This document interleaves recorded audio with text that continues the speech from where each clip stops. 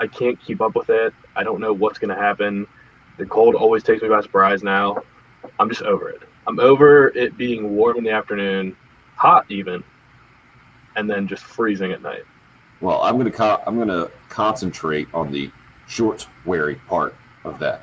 A lot of people would be very happy to wear shorts right now. In the for second week of March, and I think spring. You know how those seasons are really technically weird. They're technically weird to me. Spring doesn't hit until like March 20th, technically. So still in winter right now, Patrick. Still in winter. We got 70 degrees yesterday. We've had like 4 fake springs already. I hear where you think it's like fake, it's a couple days in a row, and you say, "All right, we're officially past the cold," and then 2 days later, it's back in the 30s. Don't worry, we're gonna get there. We're gonna get there.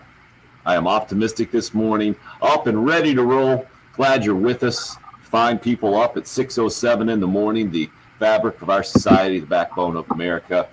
From a sports perspective, here's what we can tell you this morning. The USC women's basketball team up to number 5 in the country in the new AP Top 25 after being number 7. UConn, Stanford, NC State, Texas A&M, the 4 teams in front of them. Will be interesting to see how things ended up working out from a seeding standpoint. Hank assured us yesterday, our listener, that the Gamecocks would get a number 1 seed because of their net ranking and everything they've done this year. Certainly Dawn Staley has the national reputation with her program. Let's see how it goes. I've decided that I officially don't want to be a number 1 seed at this point. Oh, really? The chip on the shoulder? Going to keep that thing? All right. I'm all about the chip on the shoulder this time. I would like to be the number 2 in Texas A&M's region. Interesting. That's Patrick's choice. Gamecock baseball ranked as high as number 5, anywhere from 5 to 12 in the latest baseball polls, and there are like 8 of them. So it's pretty ridiculous in my opinion.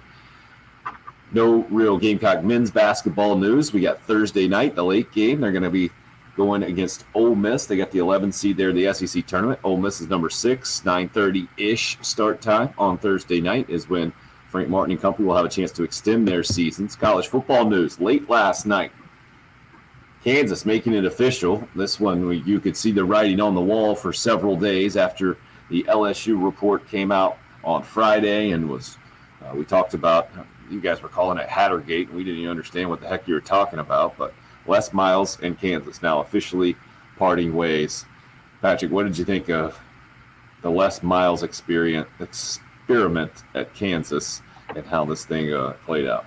Well, it only seemed like a matter of time at this point. I mean, there were some text messages and things that came out from Joe Oliva that kind of looked like it was confirming all the reports, and there was no way Kansas was going to keep him. It's not like he was successful enough that Kansas would even try and take the PR hit for any period of time while this gets ironed out. It was a no-brainer. I'm not surprised at all. And I mean, who's going to want that job now? Is my question. Les Miles' career's over for sure. I mean, he's not getting another job at this point. But who's going to want the Kansas job right now? Well, it's not just that his career's over. I think a bit of a legacy tarnished as well. For sure. I think it was easy to see him as one of the great characters in college football, and I think now we all see him a little differently. The large national news that we'll talk probably a lot about this morning, maybe mostly about. We'll see. I know Patrick's all over this. The Dallas Cowboys signing Dak Prescott to a monster deal, including what, $75 million or something when you work in the signing bonus and the whole thing in year number 1. I think it's 4 years total, $160 million total. Those numbers boggle my mind. That's why I don't put too much emphasis on them. But a monster deal, the monster deal Dak Prescott was looking for in Dallas. Patrick, your initial thoughts? My initial thought was this kind of had to happen. If you want to say that he's not I would say that he's not worth it, and I would say that it's not a great deal for Dallas, and it's going to completely hamper their ability to grow this roster. But if you want to blame Dallas, there's no reason to blame them right now. You just blame them for their decisions that were made a year ago and 2 years ago for letting it get to this point. Once it got to this point where the franchise tag was going to be $37.5 million fully guaranteed, and then next year it was going to be well into the 40s, close to $45 million fully guaranteed, There was no option. He couldn't play on the tag this year. It wouldn't have made any sense for them. They had to get this deal done. 4 years is what Dak wanted. I think the Cowboys wanted 5, and he wanted to be paid right behind Mahomes. He wanted to be the second highest paid quarterback in the league. He's, in my mind, certainly not even close to that. But this is how the open market works. He did basically the Kirk Cousins model is what we're going to be calling this for the rest of time, and just if you're going to get franchise tag, let the team franchise tag you. Don't argue. Don't take a deal for less than the market value, and just force them to overpay. And that's what they did. So I think this is good for Dallas. They will be a good team. They'll be able to score a bunch of points. The 4 years is good in the sense that Amari Cooper signed a 5-year deal last year, so he'll be there for another 4 years. CeeDee Lamb was drafted last year, so he'll get 4 more years with the 5th-year option for being a first-round pick. So he'll have 2 great receivers to throw to for the next 4 years. Michael Gallup's fate is sealed. He will not be a Cowboy for the long term. They won't be able to afford it. This is also going to kick guys like maybe Jalen Smith, their star linebacker, to the curb. They're not going to be able to afford to keep guys like that around. So it's all going to be up to Dak playing like a transcendent talent and uplifting everyone around him, making them play better. And I personally don't think he's capable of that. As a Redskins fan, I was talking to my dad about this yesterday. We were talking about it maybe 2 days ago. But I said if his number comes out to be 40 a year, I'll be happy. And his words to me was, yeah, maybe it's wrong, but we've never been scared when Dak comes to DC or we go into Jerry World and play them. Like, Dak doesn't – maybe he should, but he doesn't strike fear into the heart of Washington fans. And I'm happy with this. They're not going to be able to really build around him. I think Zeke might have to get – I wouldn't be surprised if they eat a ton of dead money on Zeke's contract in the next year or two just to create space and get something else. But their defense is not good, and now they don't really have much money to work with. They have a little bit more because instead of 37.5 fully guaranteed this year, their cap hit's going to be more like 22 in year 1. So it gives them in the immediate future for this year a little bit of wiggle room, but they don't have to cut as many people. But in the long term, it's going to be tough to build a team. A Gunter-esque gas baggy hot take from Patrick Perrette, ladies and gentlemen. Well done. @_Patrick Perrette, where you can find him on Twitter. I'm @SimHill1075. Lee hits us up. Cool Care Heating and Air text line this morning. How about that dumb contract for Dak Prescott, it says? I love the voice to text or sometimes the autocorrect. And what's up with that tree from Tennessee to Miami instead of trade? The trade he is referring to. Well, maybe he is just mocking. I was thinking that it might have been exactly right, and he's just mocking Dak by calling him Jack and just calling Isaiah Wilson a tree because he's so large. Okay. He's the offensive lineman. But originally from Georgia, isn't that correct? Where it just didn't work at all in Tennessee. More than didn't work. He was a first-round pick last year, and everyone thought it was ridiculous he was a first-round pick, littered with off-field issues, and that was pretty much known before the draft. Lots of rumors going around about his off-the-field activities and interests, and I mean the trade is just ridiculous. I mean, a first-round pick after his first year has taken, I think, 3 snaps, and they were all special team snaps. They were like extra points. And now you're trading him for a pick swap, a 7th-round pick swap. I mean, that is ridiculous for Miami. He went to the same high school as Brian Flores, and Solomon Kinley, who they drafted last year, was on the offensive line with him at Georgia. So it's pretty perfect for Miami. Basically, what Tennessee did was call every team in the league and said, please take this guy. We don't want him. And 30 other teams said no thank you. Or what is it, just 30 teams in the NFL? Is that how 32. It works? It's 32, right? Yeah. So 30 other teams said no thank you, and Miami said, hey, that guy went to my high school. All right, we'll throw you a 7th-round pick. How about that? Done. Get him out of here. Anything to get this guy out of here.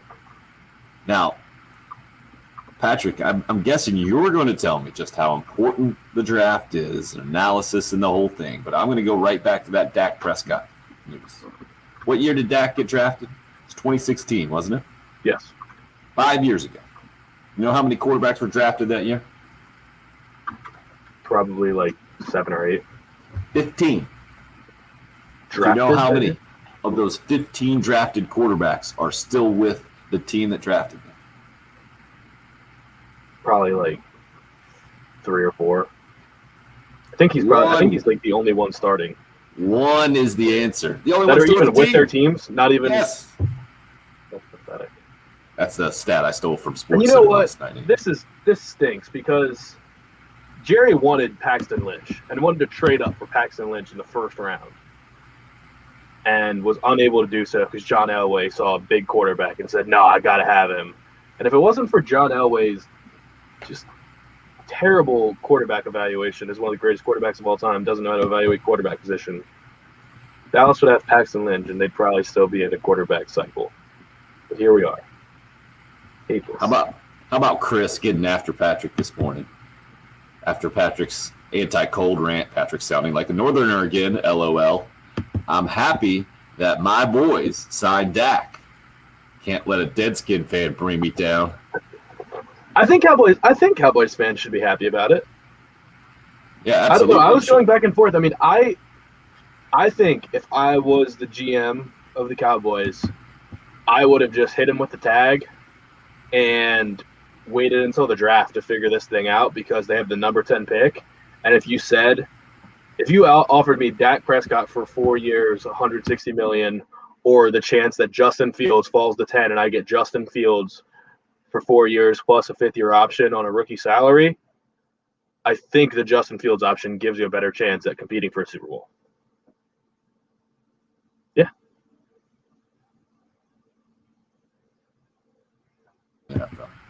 And especially that stat, considering that stat I gave you, 15 quarterbacks drafted 5 years ago, and none of them with their teams except for Dak Prescott.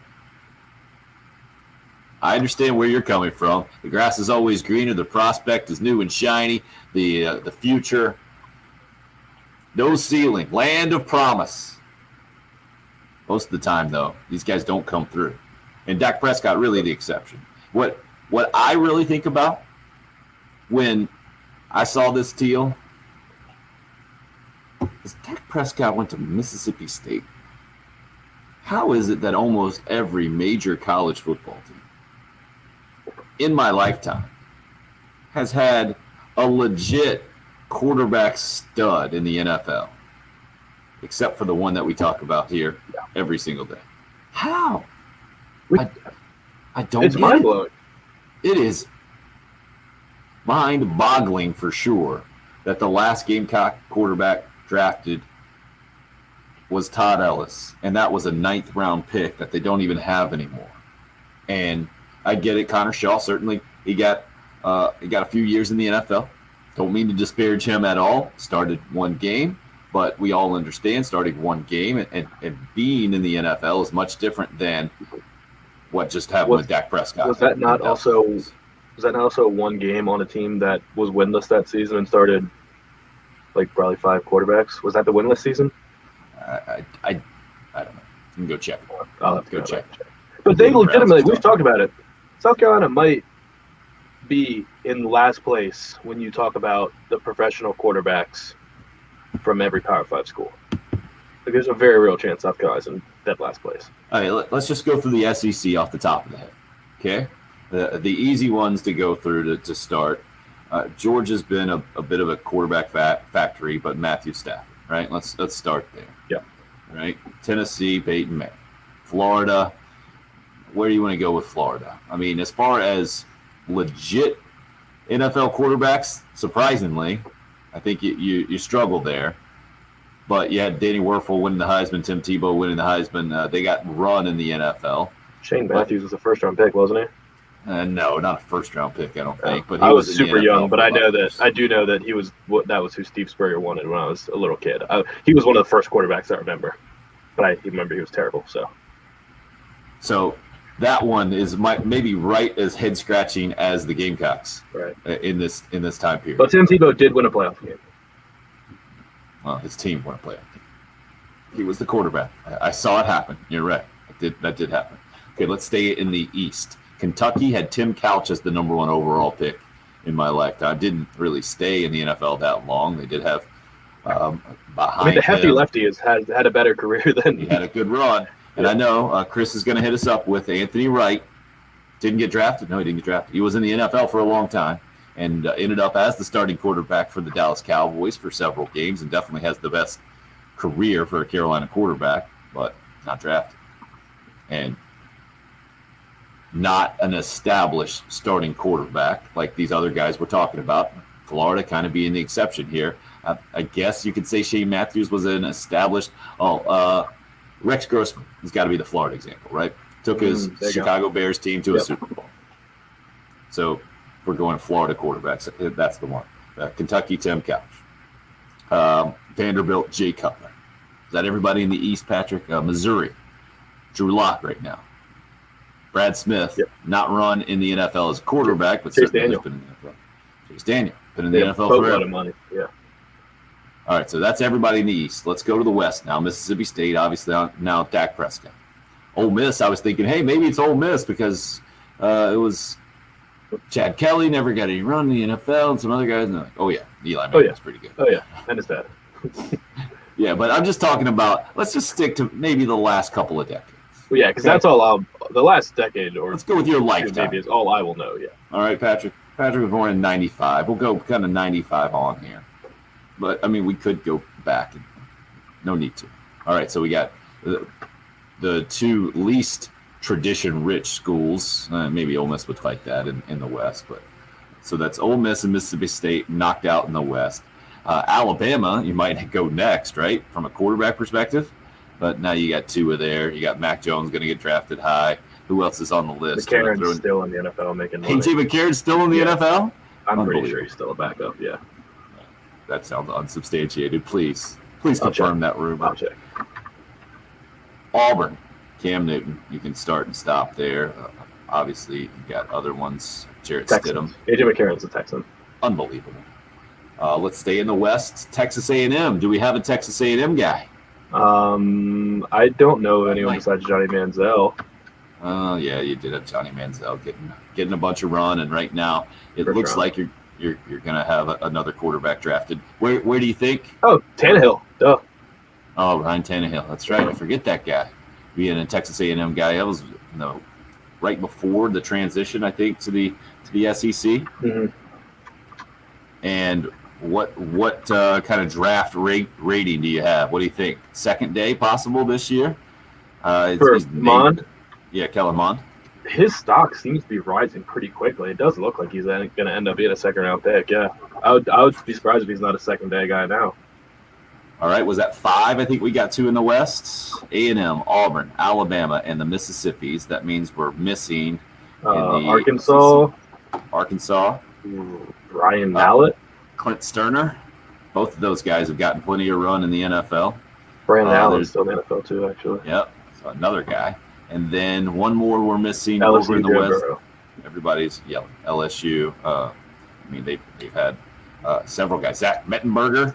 Is he still in the NFL? If he's still in the NFL, I don't think he is. But weirdly, Danny Etling is, and Danny Etling was terrible. So I don't understand that at all. But yeah, so definitely the worst in the SEC. If you guys have an idea as to why that's happening, please let me know. We need to try to quarterback the starting quarterback for that team. 803-404-6100 is the number into the program. Love to hear from you this morning. Papa Joe says, Patrick's schooling us this morning. Can someone please explain the franchise tag? We'll do that as we continue to roll on. We see a bunch more comments up and early with us this morning. Nice job getting up, getting moving. I applaud that. I endorse that. Most mornings, I try to do that myself.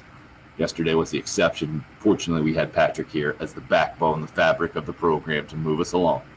Again, 803-404-6100 is the number into the show. Who hit us up? Jason said he missed yesterday's show. Where's Bill? Bill's still on the mend. If you saw especially Friday's show or listened to it, Bill was under the weather. He's fighting back and thinks he'll be back and ready to go tomorrow at full strength, giving him one more day to get right here. And with Patrick's NFL knowledge and my ability to make him mad and talk about the weather, we'll see where we can take this show. Just getting started here. It's the early game. It's 107.5. Quick. Oh, we got one mad guy emoji. I wonder how we got that one on the live stream. Never seen that one before. Is that from Chris? Gotta fess up, whoever gave us the mad guy emoji.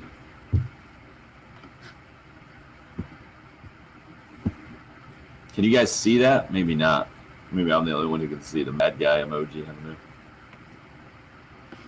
I've never understood those things. I guess you're supposed to encourage that, to subscribe and rate and the whole thing. All right, let's see some of these. So we got the franchise tag, Hunter Shaw, comment, Rexy. Shane Matthews did not go to Miami. Thank you for whoever wrote that in the text line. Good thing Bill's not here for his head to explode with misinformation. Oh, we got calls. Patrick's up and moving this morning.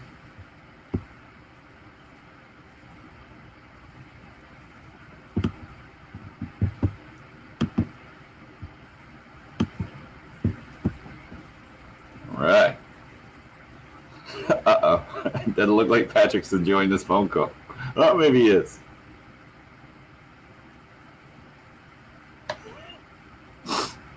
Let's guess. Is it Gamecock Larry? I think Gamecock Larry's more professional than that. No, that was Gamecock Larry. He's ready to go? Yeah, he was telling me that I can't complain about being cold when I don't turn my heat on. Oh, man, I love that guy. So did you hear the texter tells us that Shane Matthews went to Miami? Yeah. All over it. What? I just don't understand. It's okay to think that, but why would you go out of your way to text it? Go out of your way to correct someone when you're actually wrong? Yeah. Those are the fun guys. Like if it just naturally came up in conversation and you say, "Oh, I thought Shane Matthews went to Miami." Right. No, he did go to Florida. But to be able to need to text it and say you're wrong, he went to Miami. Was he not drafted or was he? He might have been undrafted. Might have been why Washington fans were even more miffed. Shane Matthews. Well, because he brought in Danny Warfel too. Yeah, I know he had Warfel.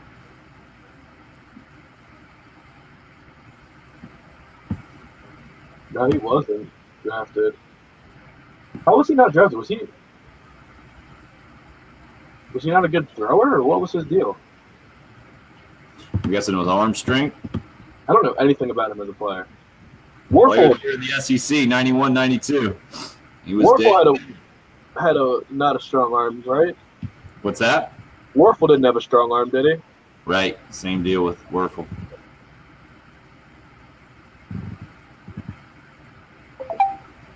Yep, just signed by the Bears, it said. But he was in the league for 13 years, Shane Matthews was. 14, sorry. Only played 32 games. 22 starts. Guessing his stats are actually pretty similar to Anthony Wright.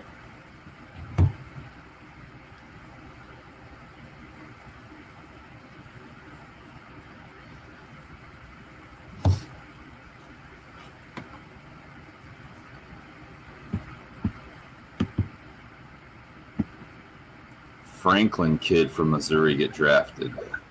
Question. Who's the Franklin kid he's talking about? I've already forgotten about that guy.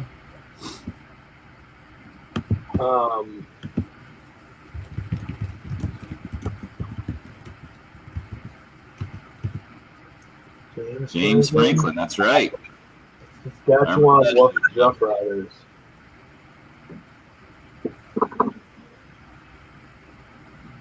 I don't know if he got drafted or not.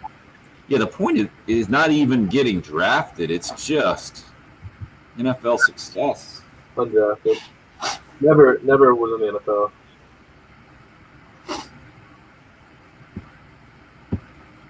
It looks like Rutgers matches South Carolina.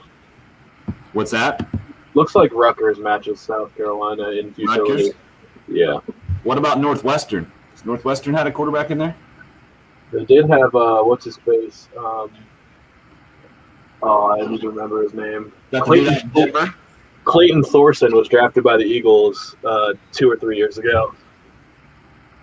What about the dude who ended up starting in Denver for a little while? Was a real estate agent. Wasn't he a Northwestern guy, I think? Potentially. We're back.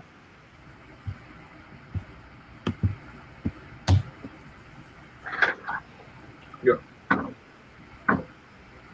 4 years, $160 million. The news. The Dallas Cowboys. Monster deal with their quarterback, Dak Prescott, has led us to ask the question this morning specifically.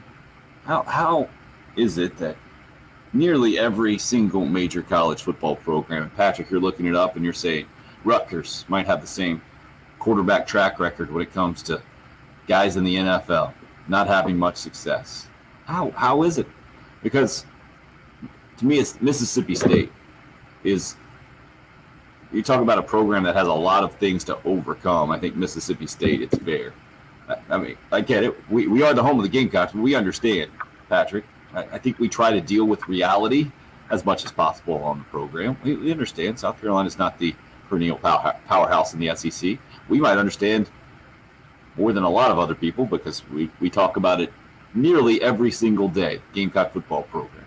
But to have a Mississippi State guy now as what – he's one of the faces of the league, and he has been now for several years. It's just been this weird situation that wouldn't you say? I know you're biased being a Washington guy, but that Jerry Jones, what could they have signed him to 2 years ago, or at least a year ago, and not gotten out at 40 per? Couldn't they have done low 30s? Yeah, high 20s so. Even maybe. I think they could have done 5 years, 160. I mean, they probably could have gotten the same number for an extra year if they had done this 2 years ago. But you know how the drama works around the Dallas Cowboys, and it's just a different deal. I never thought I'd see this day. I didn't think this was going to happen. I didn't think Prescott was going to be consistently good enough. But the numbers have proven me wrong. I think 32 points is what the team has averaged. Maybe this was just last year, actually. 32 points when he's playing quarterback and 21 points when somebody else was playing quarterback. Now, granted, Andy Dalton was the backup, and then he got hurt, and then they basically just had absolutely nothing after that. Yeah, Chris, we know Dak is a Dan Mullen product, for sure. I mean, to me, it's probably what has Dan Mullen as safe in his job at Florida as it is. That the previous run he had at Florida as the offensive coordinator, not some of the weird stuff he just pulled last year as their head coach. But to go through the rest of the SEC teams, and we did that, and basically everyone has a much longer tenured quarterback in the NFL as a starter than the Gamecocks have. And it's mind-boggling. I'm going to stay with that one to think about how it just has not happened. That next step. Anthony Wright is really the only example of any kind of sustained career in the NFL for a Gamecock quarterback here in the last couple of decades. 803-404-6100 is the number. A bunch of you weighing in on the Cool Care Heating and Air text line. I mentioned Papa Joe asking the franchise tag. Patrick, let's see if I can sum it up quickly. So the franchise tag is basically what happens in the NFL when a player wants a long-term deal and the team does not. So that player, they can sign one guy to a franchise tag, but he has to get paid basically the average of the highest guys at that position. That sound about right, Patrick? Yeah, it's the average of the top 5 players at your position. There you go. And it's 1 year deal, and it's fully guaranteed, and team can trade for that player, but it would cost 2 first-round picks to do so. Is what a tag and trade is. Okay. That's why you're here, giving a little bit more detail. Well done. Anonymous texter said Connor Shaw played well, too. He got tossed aside too quickly. Injury issues for Connor Shaw as well in the NFL. Bounced around the Browns. Where else was he in the NFL for a little while off the top of my head? I I thought I had it. I wanted to say the Ravens, but I think that's who he started against was the Ravens in that one game for the Browns. Bears. Didn't he hop on with your Washington team for a little bit as well? No, it was the Bears. Maybe it was a Bears exhibition game. I remember him throwing like a Hail Mary touchdown against the Washington Redskins back in the day. It's all jumbled there. Chris hitting us up says, I don't think Shane Matthews was even drafted. You're right, Chris. We looked it up, but he did have a 14-year career in the NFL. And then an anonymous texter just felt the need to text us that Shane Matthews went to Miami. He certainly played against Miami, and he might have been in the city a few times, but he did not go there. Richard's got a bit of a gas baggy hot take on the Cool Care Heating and Air text line this morning. The first round in the NFL draft is so overrated. Every year, we live and die about quarterbacks in the first round, and they stink for the most part because players evaluated mostly off measurables instead of what they do on the field. Every year, wait a second, isn't that kind of the same thing? I think he's going with projectables, maybe more than measurables. Anyway, let's continue with Richard's take here. Every year, only a handful of these first-rounders turn out to be anything. To me, the best part of the draft is between the second and fourth round. Those are your real ballers. Mel Kiper is laughable. Oh, he's sucking up to Patrick now. He knows about as much about my daughter does on talent evaluation. All he does is report what he hears from local scouts and some GMs. Trey Lance in the first round is laughable. I'm guessing that has Patrick pretty triggered over there. What would you like to respond to Richard? Well, I mean, for the most part, you can't say for the most part first-round QBs stink. I mean, if we just look at the last couple years, there were 4 last year. Jordan Love, we don't know because he's playing behind Aaron Rodgers. But Joe Burrow hit, Justin Herbert hit, Tua, we don't know. So that's at least 2 out of 4, or 2 out of 3, I would say. The year before that was Kyler Murray, Daniel Jones, and Dwayne Haskins. Say probably 2 out of those 3 are hits. The year before that was Baker, Darnold, Allen, and Rosen, and Lamar. So you'd probably say 3.5 out of 5 were hits there. Are you giving the half to? Darnold might still get traded for a first-round pick, so it's too early to say that for him. And then the year before that was Trubisky, Mahomes, and Watson. So 2 out of those 3 are top 5 quarterbacks in the NFL. Look at this tape. We just popped it up on the live video stream, sponsored by Buford Lending, by the way. Chad weighing in on Facebook Live. I hate the deal as a Cowboys fan. We overpaid for Romo for years, and Romo's the guy for a Cowboys quarterback for you, right, Patrick? Yeah, he was the longest tenured, certainly, during my life. And I love like Romo. You could almost determine the age of someone if you just ask them, all right, who's the Cowboys quarterback to you? To me, it's Troy Aikman. I do remember Danny White being the first one, but Troy Aikman was the long – when I think Cowboys quarterback, I think Troy Aikman. You think Tony Romo. Now the youngest generation is going to be thinking Dak Prescott, it looks like. Sorry, getting away from Chad's take here. We overpaid for Romo for years. Got maybe 2 playoff wins to show for that. I think Dak Prescott's been in – he's got 1 playoff win. Is that right? He's got 1 playoff win. Yep.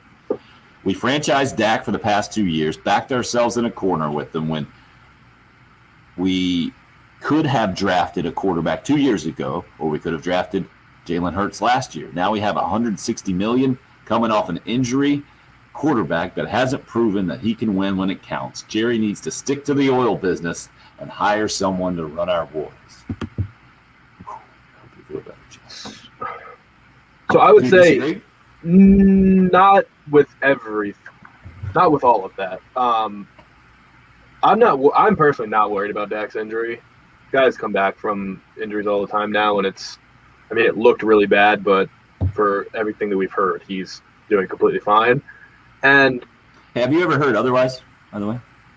I feel like Alex Smith almost died, and we didn't really hear about it until years later. No, we heard that there was an infection, and it was really bad, but we didn't know necessarily that he almost lost his leg and or his life. But I feel like that's the only thing we ever hear negatively out of any of these rehabs, right? We never hear it's not going to be the same. The only one that I remember being very serious and knowing at the time was Peyton and his neck situation. Okay. Because that was bad enough that it ended up getting him traded. Everyone was worried. Is it even worth taking a chance on him? But for the one thing I would say about this Dak deal is that with every quarterback deal, it doesn't look as bad within a couple years. So when Josh Allen and Lamar Jackson get paid in the next couple years, and I don't even know who's up next besides them that's really in this ballpark. I mean, 4 years from now, if Herbert continues on any sort of trajectory like he did his rookie year, if he grows at all, he's going to be in that ballpark. There's Kyler 40 Murray. million. Yeah, Kyler. 40 million is going to be the new 30 million. I mean, it's always the next biggest thing, and this is the first time the cap has gone down, and the TV deals are being discussed right now, and they're saying that every network is going to double what they pay right now. Amazon's jumping in the mix for the TV deals, and these numbers are just going to be ridiculous whenever the next TV deal is signed, and the cap's going to jump up again. So it's going to be less of a big deal as we move on, but $40 million is still $40 million. It's a lot of money, and he's going to take up probably 15 to 20% of the cap for the next 4 years, and that's going to be tough to deal with. But it's not necessarily as crippling as it might seem right now. Oh, feeling sunny today, Patrick is, even though he's complaining about the cold weekend. Richard is still hot on the Cool Care Heating and Air text line. He's got a name that is the best quarterback he thinks in this year's NFL draft, and it is not something I have heard anyone else say. I'll give you that as we continue to roll on this morning. Glad to have all your participation. Thanks for making the show better. 803-404-6100. If you would like to call or text, the live stream up and rolling on Facebook, YouTube. We got it on the station handle on Twitter as well, at 1075 The Game. I'm at Tim Hill, 1075. Patrick is at _Patrick Perrette, and this is the early game on 1075 The Game.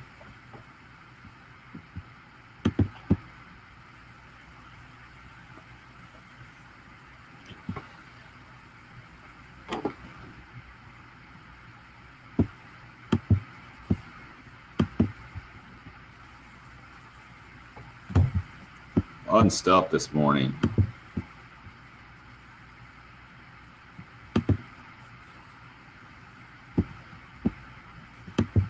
See if we can keep Patrick engaged if we go to something besides the NFL this morning. That'll be the trick.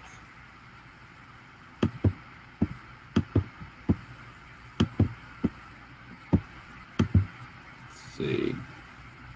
No. We're not getting Patrick's choice for a name for the Washington team. Oh. Todd, the Alabama fan, just makes me want to puke. I want to know what his tone is when he sends these messages. Like, is it? What's that? This tone from Todd? Yeah, like, is it like in jest a little bit and like joking? So. Is he actually?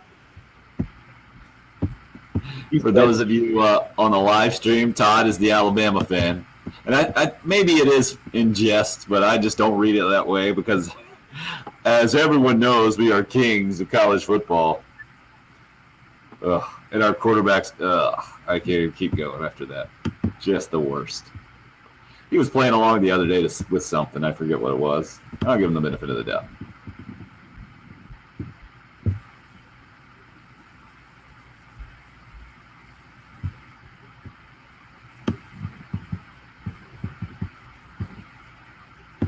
Let's see if I can add to this little thing here.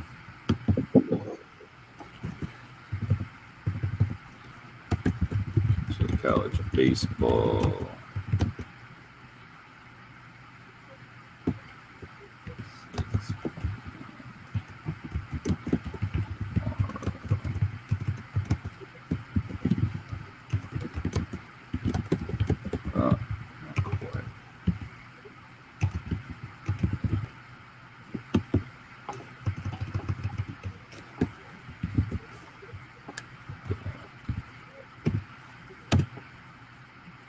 Start running this little crawl instead.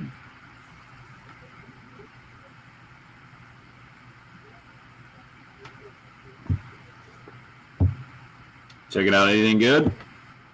Just confused about Trent Brown, just the left tackle for the Raiders, getting traded to the Patriots, and Ian Rappaport just tweeted the Patriots and Raiders are swapping draft picks in 2022, but that's all he said. Nobody knows what draft picks are actually being swapped. It doesn't make any sense.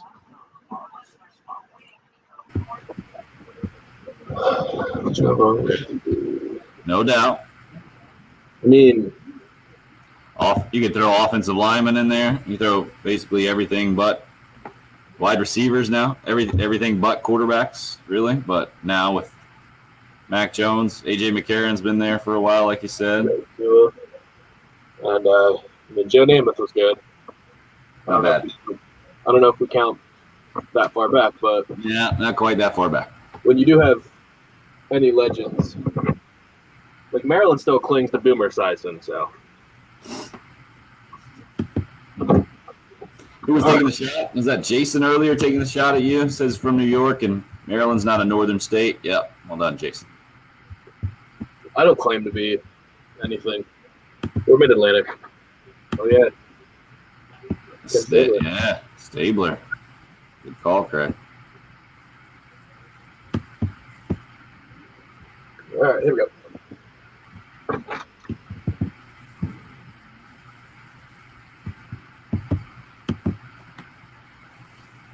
Sure.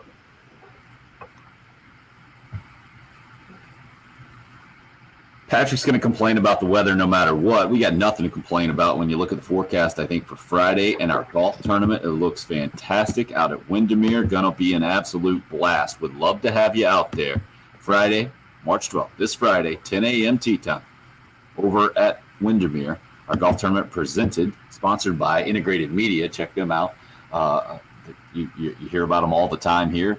They're certainly known in the area for hooking you up with whatever you need to upgrade at your house. They'll be out there as well to give you more information or to give you maybe the latest details on their best deals they're running. 803-786-7888 is the number to call and reserve your spot today for our golf tournament on Friday, 10 a.m. 4-person captain's choice. You got breakfast and lunch out there, tons of prizes. Portion of the proceeds go into a great cause in Camp Cole, and we're going to have the Camp Cole Heckle Hole and have a blast out there. And if you want to work on your game in the interim, these last few days, if you're a crammer like that, you can sign up right now, and Windermere will hook you up with $20 rounds for the next couple of days before Friday's big golf tournament. Again, 10 a.m. out at Windermere. Looking forward to having you there. It's going to be a good time for sure, and especially looking forward to going with the Heckle Hole out there. The big news of the morning, Dak Prescott signs a monster deal with the Dallas Cowboys, 4 years, $160 million.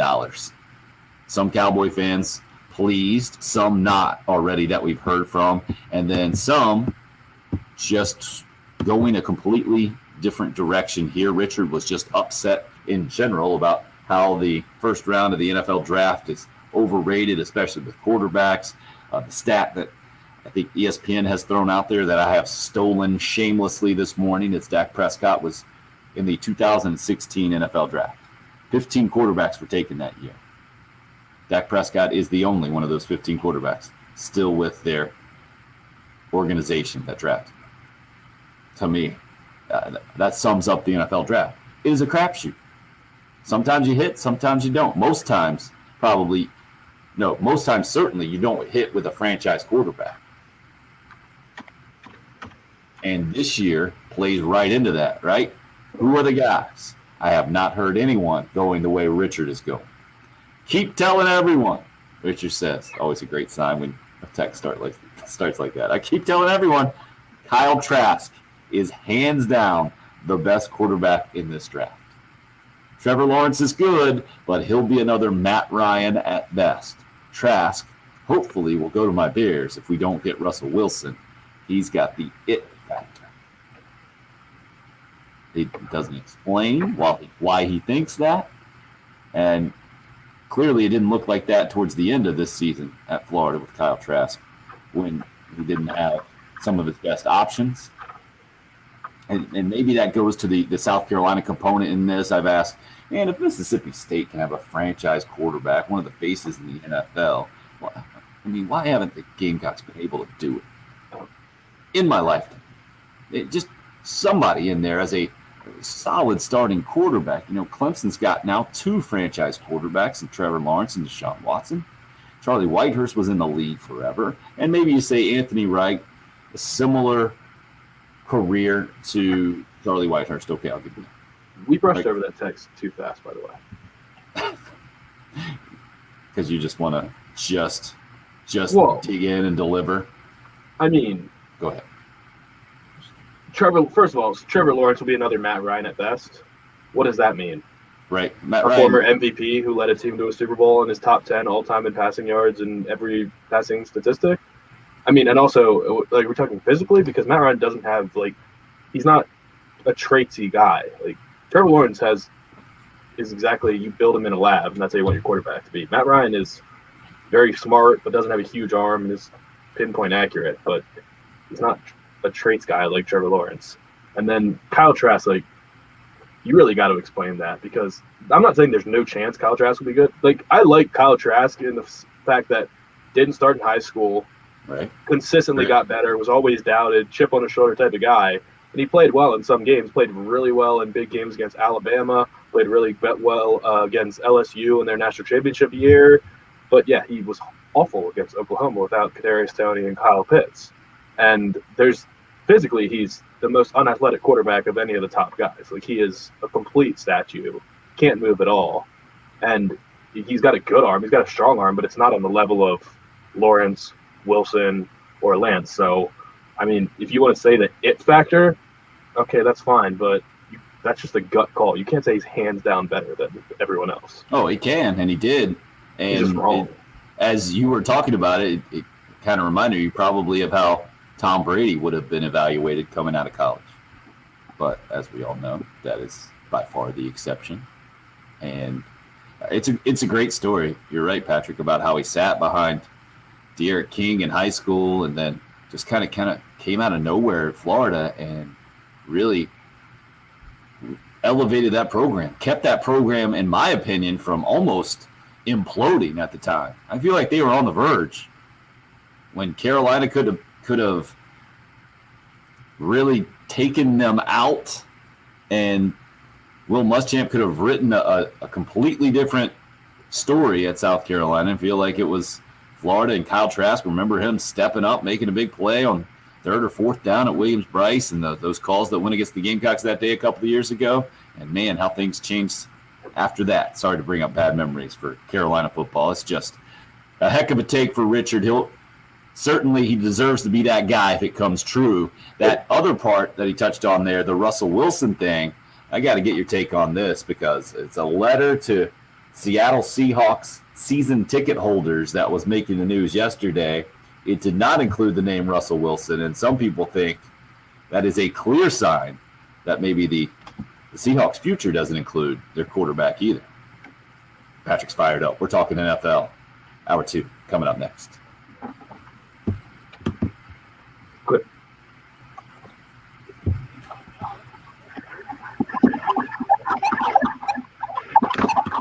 Did you see that as well? You saw the ticket holder thing?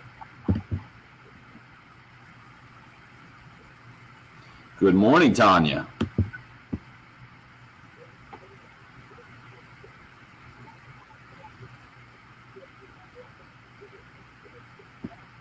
KT, how did Mason Rudolph come up for you, man? You're just thinking about South Carolina guys in the NFL, maybe? Oh, yeah, the backup wasn't in Rockville area. Matty Dry Eyes now, you're saying there, Chris?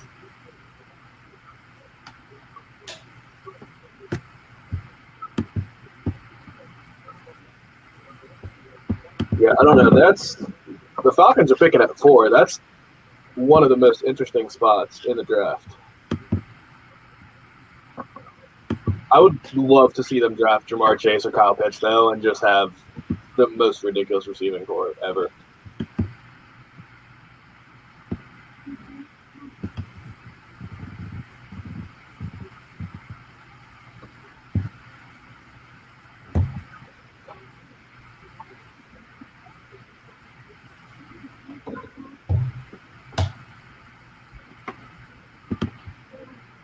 I'm trying to think. What is it?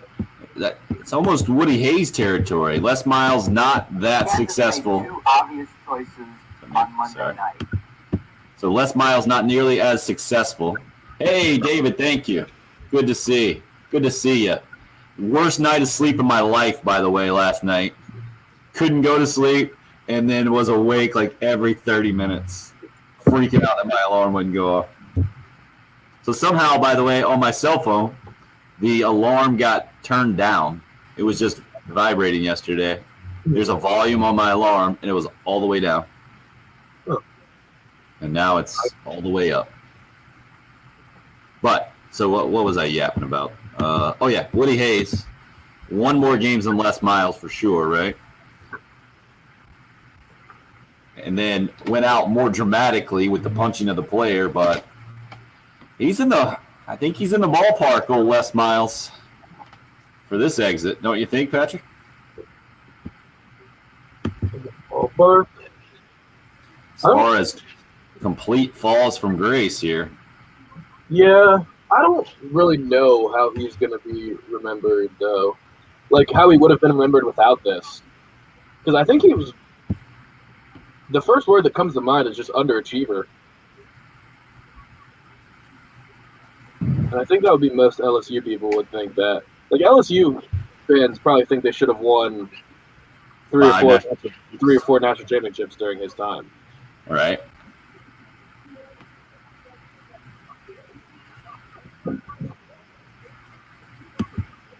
Let's see. Who else is weighing in? When was Matt Ryan drafted? 08. A year or pick? He was top 5. I think he was number 3. Yeah, it was him and Flacco. That was the year. I'm so old when I remember these dudes distinctly. I can remember distinctly as a throw. We had the camera shot over at Wolo from behind, I guess it was, at Matt Ryan at Boston College at Clemson back in the day. I remember they were doing the that was I was 13. They did the draft skills competitions that I was just all about. I loved watching that. And it was just Joe Flacco threw it 70 yards without stepping into it or something like that, something ridiculous. Well, I got put to the test yesterday as a dad. So I live near my sister who has a son in between the ages of my 2 older sons. 6 and 8 are my ages, and their cousin is 7. And so it was a nice day in the afternoon. I take them to the park. They're playing some football. We come home and try to get them outside. They don't want to go outside. And then so I just say, absolutely no screens. Can't watch anything. Can't play any video games. You guys don't want to go outside, fine, but you can't get on a screen. So they go up and they're looking at Pokemon cards or sports cards or whatever for a little bit. And then they come down. Like, Dad, we want to watch the Michael Jordan Dominique Wilkins dunk contest. We want to show it to our cousin. It's like, oh man, I'm so proud, proud right now. But you said no screens. No screens. I had to stick with it. It was the toughest test I've had in parenting to date. Man. 1988, Patrick. You have seen this, right? Yeah. Okay. Back when the best players actually did the dunk contest. Oh, so good. I don't know when that officially stopped. LeBron's, right? I think it stopped right there. When he decided to Blake Griffin, speaking of that, I had no idea Blake Griffin was only averaging 12 points and was now just a 3-point shooter. Yeah, he hasn't dunked this year. Unbelievable. He has 0 dunks this year. What happened? I mean, I know it's injuries, but what was it specifically? Well, remember he sat out his rookie year and came back. He was rookie of the year actually in his second year, and they said this is some sort of knee thing. I thought that they said it's not a big deal right now, but it'll probably be a problem in the future. And I think the clock is kind of run out on that. But I'm not 100% sure what his actual injury is. I think it was just let's see.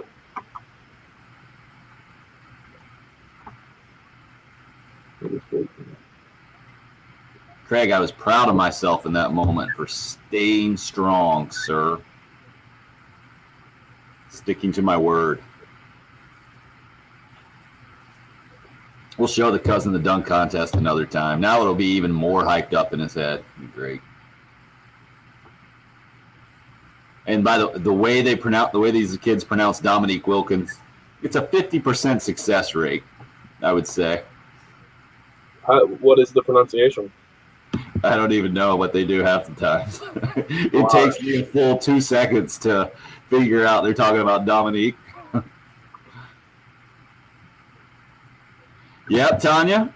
Gamecock Larry did call us. We haven't spoken with him on the air. Apparently, he just wanted to talk to Patrick off the air real quick, and I'm sure I ticked him off with something I said. Yeah, he said he didn't really have any trash to talk or anything like that, but he was thinking about just saying a little something about basketball. And yeah, this is not the time Gamecock Larry shines. He usually shines with his blind optimism during times of losing, and the winning weekends and back-to-back. I think it's thrown him off his game. Tomorrow's a game day. We'll probably hear from him tomorrow. It's true. I don't have to explain your dad to you, I'm sure.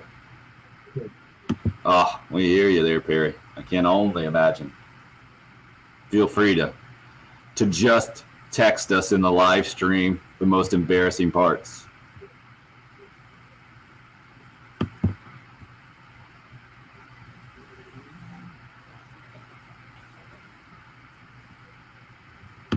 Oh, how can you not love him, Tanya?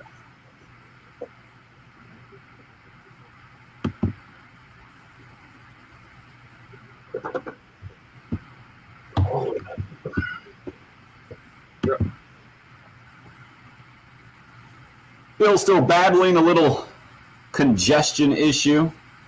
Hope to have him back at full strength tomorrow. Patrick and I driving this morning. At Tim Hill 1075, where you can find me on Twitter. Patrick is at _Patrick Perrette, producing in the Herndon Chevrolet studios in downtown Columbia. Glad you're along with us on a Tuesday morning. Was just saying on the live video stream, sponsored by Buford Lending, by the way. You can catch that on Facebook Live, YouTube Live, up and rolling on the station Twitter handle as well, at 1075 The Game. Just saying, talking about Gamecock Larry and something else we got into, and we were doing a lot of NFL talk this morning about the NFL quarterbacks. Dak Prescott is the big news now. Trying to put in the perspective of Les Miles and how far he has fallen from grace now that Kansas parted ways with him. Then we also have a weekend of winning for Gamecock athletics, and this is where Gamecock Larry doesn't shine quite as much. He called a little bit earlier and talked to Patrick, and then decided not to grace us with his presence on the airways quite yet. But from the Gamecock perspective now, it's that weird week off in women's basketball after their conference tournament before the NCAA tournament starts, and that has the USC women up a couple of spots to number 5 in the newest AP Top 25. UConn's number 1, Stanford at 2, NC State at 3, Texas A&M at 4, and Carolina at 5. That leads me to wonder if they will get one of the top, the number 1, one of the 4 number 1 seeds. Hank follows these things and is an amateur women's basketball bracketologist, I think. He assured me yesterday via that Cool Care Heating and Air text line, the Gamecocks, because their net ranking is up there, will get a number 1 seed. We'll see. Certainly Dawn Staley has done plenty to have the national profile. She has an international profile, but to have the Gamecock women's basketball program on the national stage and a perennial powerhouse with 6 out of 7 now SEC tournament championships. So I would think they would get the benefit of the doubt and get one of those. Patrick, you have come to the conclusion you absolutely don't want that to happen, and you want another large chip or another large carrot, maybe is the way to put that, dangling out in front of this team to prove something to the world, huh? Yeah, I mean, I think they will get the number 1 seed because Hank was referring to the net rankings, and when you're the conference champion and behind a team that didn't even make it to the conference championship game, I think you get the benefit of the doubt there. But when we're talking about the team wanting the team to be nasty, I think if you have the chip on your shoulder of being a conference champion for 6 out of 7 years, being 22-4, I think is the record, and not being a number 1 seed, put a chip on the shoulder and could elicit some nastiness. That's what I want to see. I want to see them get angry. Well, I'm sure you will see more of that, because once you get a taste of being a champion, I think especially a young team that kind of develops into that. because this year's team has been really, really good. Let's not. I don't want to paint the Tom Brady ridiculous underdog story that Bill likes to make fun of all the time. The Southern California kid who went to Michigan as a quarterback is a huge underdog. Get out. I'm with you on that. And a team that was going to be the number 1 overall seed last year, a program, and has basically the same team this year outside of a couple of seniors coming back, is not a massive underdog by any stretch of the imagination. I think they were the number 1 preseason team coming into this year. First time ever. But a lot of younger players in key roles for sure. And losing to some good teams along the way. NC State at the Colonial Life Arena ended the massive win streak. Then UConn, tough loss in overtime, up in Stores. I think that was in Stores. I always get confused. They bounce around and play a couple different places. Texas A&M taking the regular season title away from the Gamecocks in the last game of the regular season. And Tennessee with a huge second half, a week, maybe 2 weeks before that one happened. So those were the 4 losses that the Gamecocks have this year. I understand what you're saying, Patrick. Certainly wouldn't be the worst thing in the world. It's all about the matchups once it comes NCAA tournament time, especially with the bubble being in play this year. Out in Texas, where the women's tournament will be, San Antonio, where the championship will be held. And Dawn Staley likes to remind everyone, I think, her team's had plenty of success in the NCAA tournament out in Texas, having won that title in the Dallas area 4 years ago it is now. So that's the story on the women's basketball front for the Gamecocks. On the men's side of things, Gamecock baseball also ranked as high as number 5, except in baseball it's weird. They have like 8 polls these days. So anywhere from 5 to 12th in the country where you can find the perfect 10-0 Gamecocks right now. They're back in action tomorrow at the Citadel, 6 o'clock game time. Airtime will be 5:45 tomorrow, so Heath will be a slacker and basically have half of the show. From the Carolina men's basketball perspective, it's late Thursday night when they will try to extend the season at the SEC tournament. They're the 11th seed taking on number 6 seed Ole Miss. So that's how I see things from the Gamecock perspective right now. From the football side of things, it's the quiet period of time ahead of spring football kicking off for Shane Beamer. Have noticed, though, I feel like we continue to get good news when we're talking about football, Patrick. More and more programs, I think, around the country have announced that they're expecting full capacity at this point. Once football season rolls around, I only take that as a good sign. What about you? Yeah, I mean, 100%. We need it. We need it. I need to be in the stadium next year. I need it like I need air to breathe. Well, you could have. I went to a game or a couple of games. I think a couple of games last year. It's just, yeah. I went to the Missouri game. It was just weird, right? Yeah. It was great to have football. Don't get us wrong. Certainly rather have weird football than no football, but it was definitely weird. And to get back to kind of life before that, the feel of that would certainly be nice. I think we're all pulling for that. The larger college football news yesterday, or late last night, Kansas finally making it official. Les Miles is out after the mess that came out from his days. I think it was back in 2013 at LSU. That report came out. It seemed like this was just bound to happen. Also, winning at Kansas football is nearly impossible. And Les Miles hadn't done much to turn that trend around at all. So now he's out. I was discussing with Patrick, it's not quite Woody Hayes, who won more than Les Miles, I think, at Ohio State back in the day. And then went out the most dramatically of any coach of all time, right? You're punching an opposing player, Clemson player on the sideline, and your career's over, just like that. But this one, I don't know if there's been a character quite like Les Miles in college football. There have been a lot of characters. And Les Miles kind of in his own category, eating the grass on the sidelines, becoming an actor after his LSU days, and then getting back at it in Kansas, but falling out of favor in a big way. And this is just about as bad a way to go out as you can draw it up for a football coach who was likable in a lot of ways from the outside looking in. And then the big NFL news that we've been talking about most of the morning is Dak Prescott. Monster deal with the Dallas Cowboys. 4 years, $160 million. I think it's kind of the ultimate insult from a Washington football fan's perspective to say, yeah, I don't mind it. Pretty good deal. I'm good with it. And that's where you're at this morning, right, Patrick? I'm a little bit torn, but just because I've never, just on gut feel, I've never felt like Dak Prescott was a guy that's going to just beat me by myself. He's been good. He's been really good at times, but he's also had the benefit of the best offensive line in football his entire career, a great running game, and awesome receivers. And because of this deal, those are not going to continue. The offensive line is already starting to fall apart. They've extended Lyle Collins, so he'll be there for a while. And Tyron Smith is on a pretty team-friendly deal. His agent should have lost his job when he signed that deal, but he's also very injury-prone, so he's not going to be counted on for 16 games a year. Zach Martin's one of the best guards in the NFL, but Travis Frederick's already retired, so the interior of the offensive line needs work. The offensive line's not going to be what it always was. He's going to be asked to do a lot more now, and I just am not confident that he's going to be able to put the team on his back and carry them to 10-win seasons year in and year out without all of the help that he recently had, especially with a terrible, terrible defense that they're going to probably have to devote most of their money and draft picks to this year. Ryan on the Cool Care Heating and Air text line, 803-404-6100. You can also call us on that number, Love Chevy phone line. Does the injury not scare anyone? Pretty serious thing to bet with that much money, Patrick,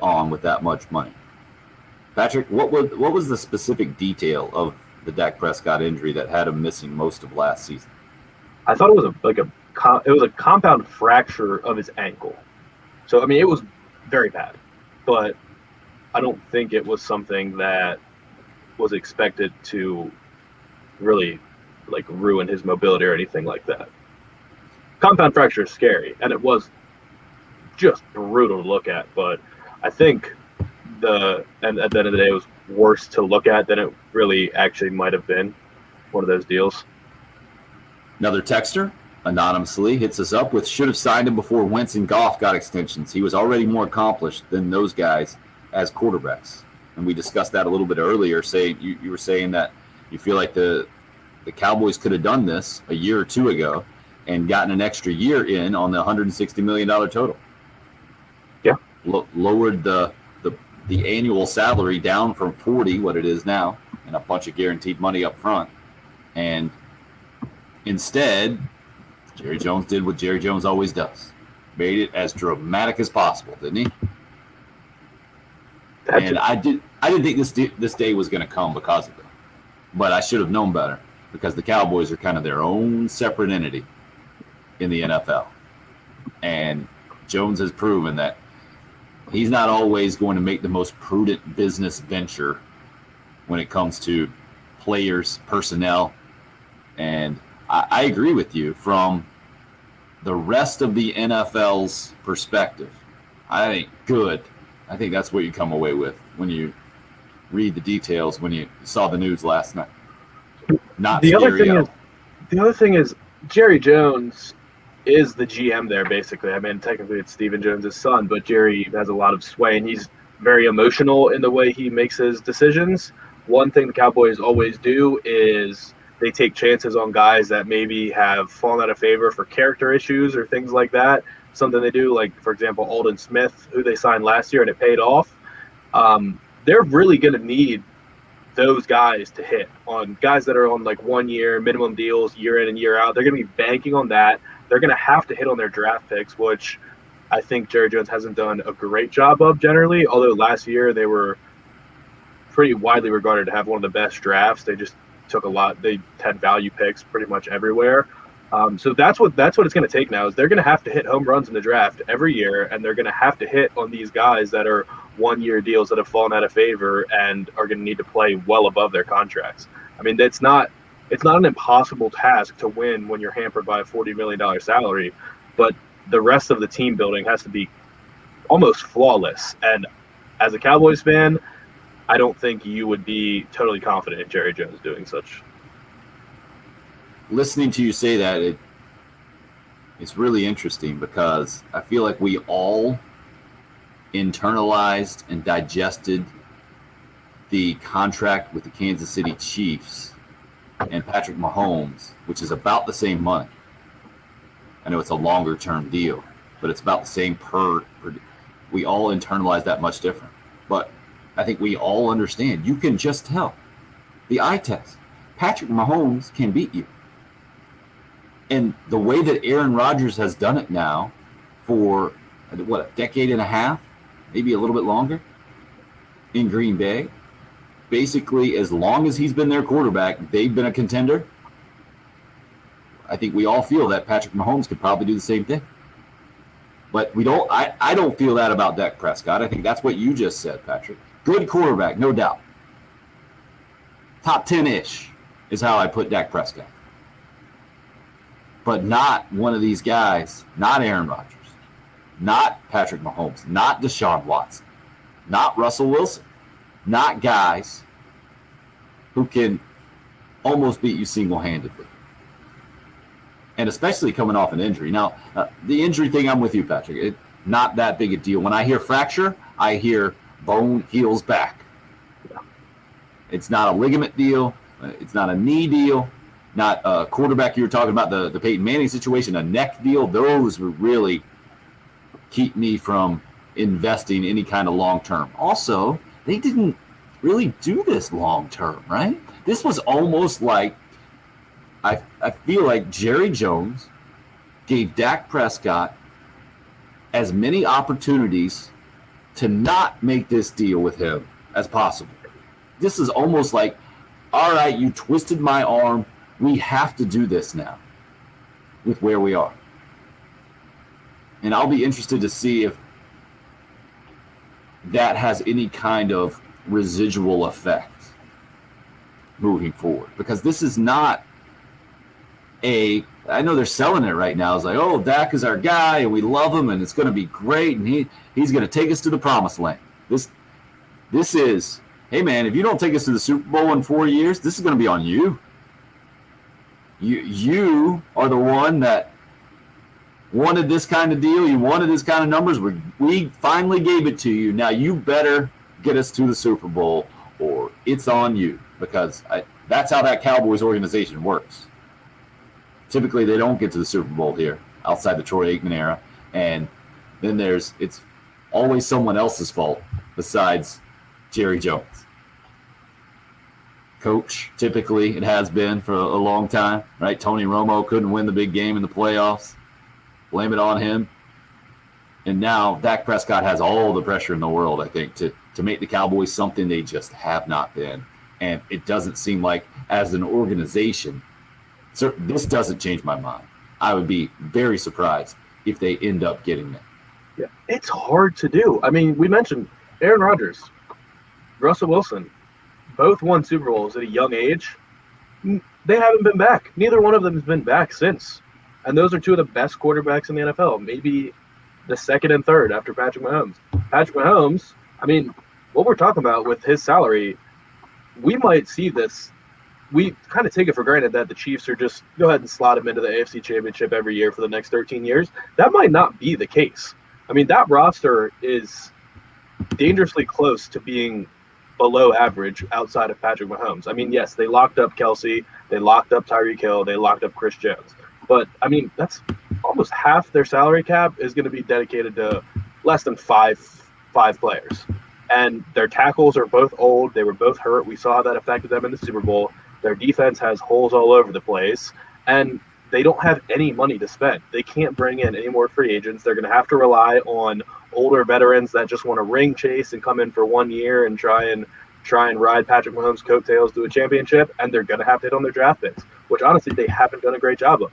They almost kind of wasted their first-round pick last year by drafting a running back when they really didn't need one at all, and they're really going to have to hit on their draft picks. That's what it comes down to. The Seahawks have drafted terribly. That's why Russell Wilson's complaining about his offensive line, because Seahawks burn their first-round picks every single year, and they just straight up traded their first-round picks for the next 2 years so they can get Jamal Adams. It's really hard to maintain a roster with this kind of money dedicated, and I don't know who's really done it. I mean, Tom Brady has been in the Super Bowl every other year, basically, and he's the example of the guy that doesn't eat up most of the salary cap. So there really hasn't been an example of a guy with a $40 million or $30+ million deal and a team being built around him going to the Super Bowl. It hasn't really happened yet. Kelly on the Cool Care Heating and Air text line. Being a Cowboys guy, don't understand why they waited this long, or if they waited this long, why they didn't make a stronger play for Deshaun Watson, especially with these contract numbers. It's a good question. John just wants to say Dez caught the ball, and he says it in all caps and a little stronger than that, but that's what John does. Good to hear from you, John.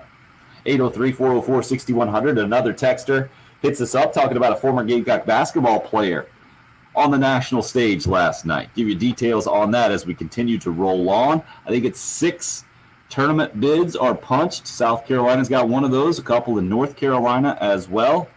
We'll fill out the early part of the NCAA bracket for you when we come back. It's the early game here on 107.5.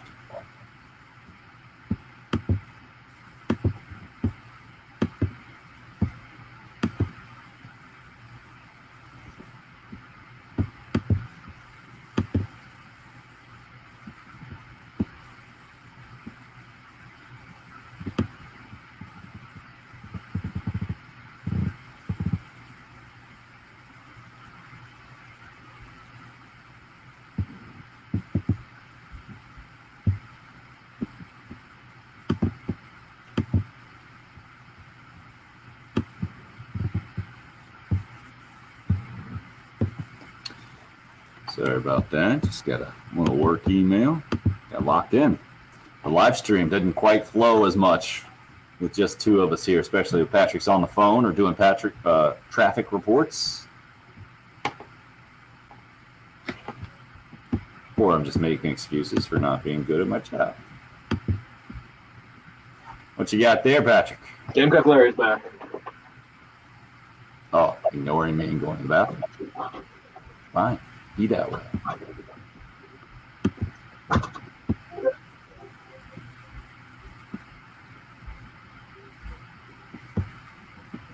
Craig, you're all over the recruiting there. Good question on the QBU. It always, my day, used to be Miami, but it certainly hasn't been Miami recently. Was that Steve Walsh, Jim Kelly, Vinny Testaverde, Bernie Kosar? They're all Miami guys, right? And then I feel like it was Florida in college football for sure. Shane Matthews and Danny Werfel, Rex Grossman, all fantastic in college, but none of them very good in the pros. Been that weird kind of generational thing where you get guys like Roethlisberger and Romo, Russell Wilson bouncing around from NC State to Wisconsin, Aaron Rodgers at Cal. None of these, man.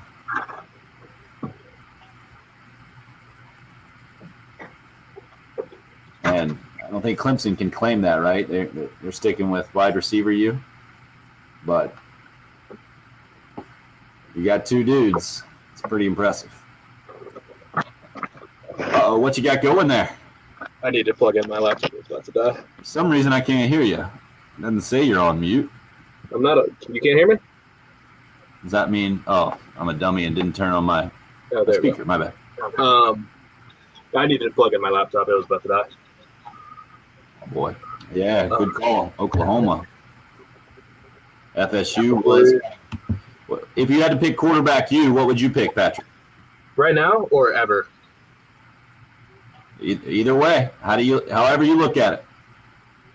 Well, Oklahoma's had 3 3 number 1 overall picks in the last 15 years, 10 years. I don't know when Sam Bradford was drafted. I think that was like 2009 or something like that. So, Oklahoma for sure. Got to give them credit for Jalen Hurts as well now. And Spencer Rattler will probably be the number 1 pick next year. Wow.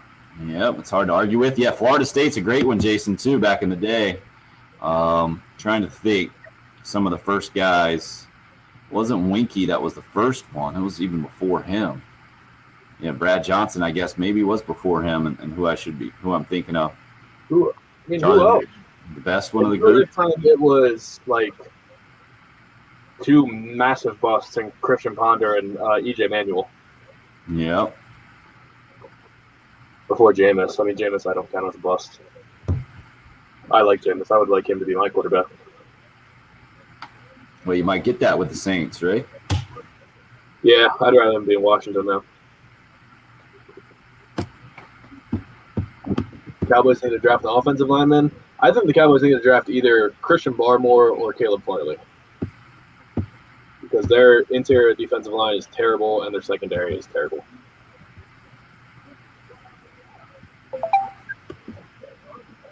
AC Weldon. I've never heard of him.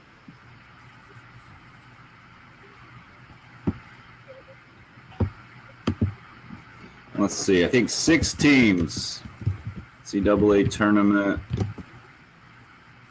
teams. Go.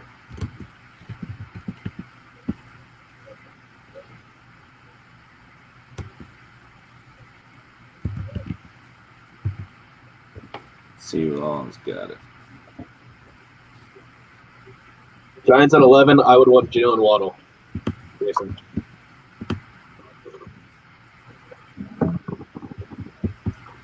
Yeah.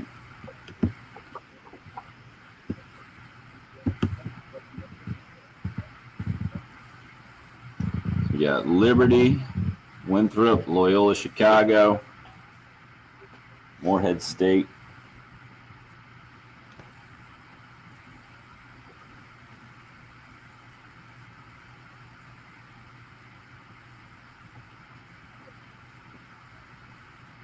And then a couple of 3 Carolina teams, Winthrop, UNCG, App State. App was a heavy underdog, right? What's that? App State was pretty heavy underdog, right? Yeah, they were 4 seed there, and Georgia State was the 1 seed. Their coach was a Presbyterian for a little while, and then an assistant at Wofford, I believe.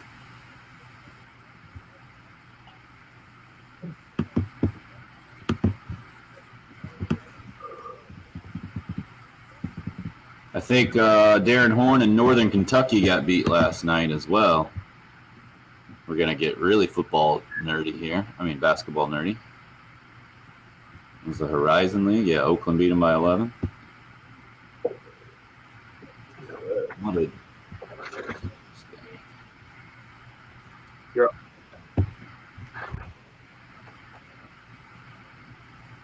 Patrick, you ever watching a game on TV? Just a game that you have no dog in the fight, just happens to be on. Last night it was, for me, it was on ESPN. And then you hear a name randomly. You're like, oh, yeah, that guy.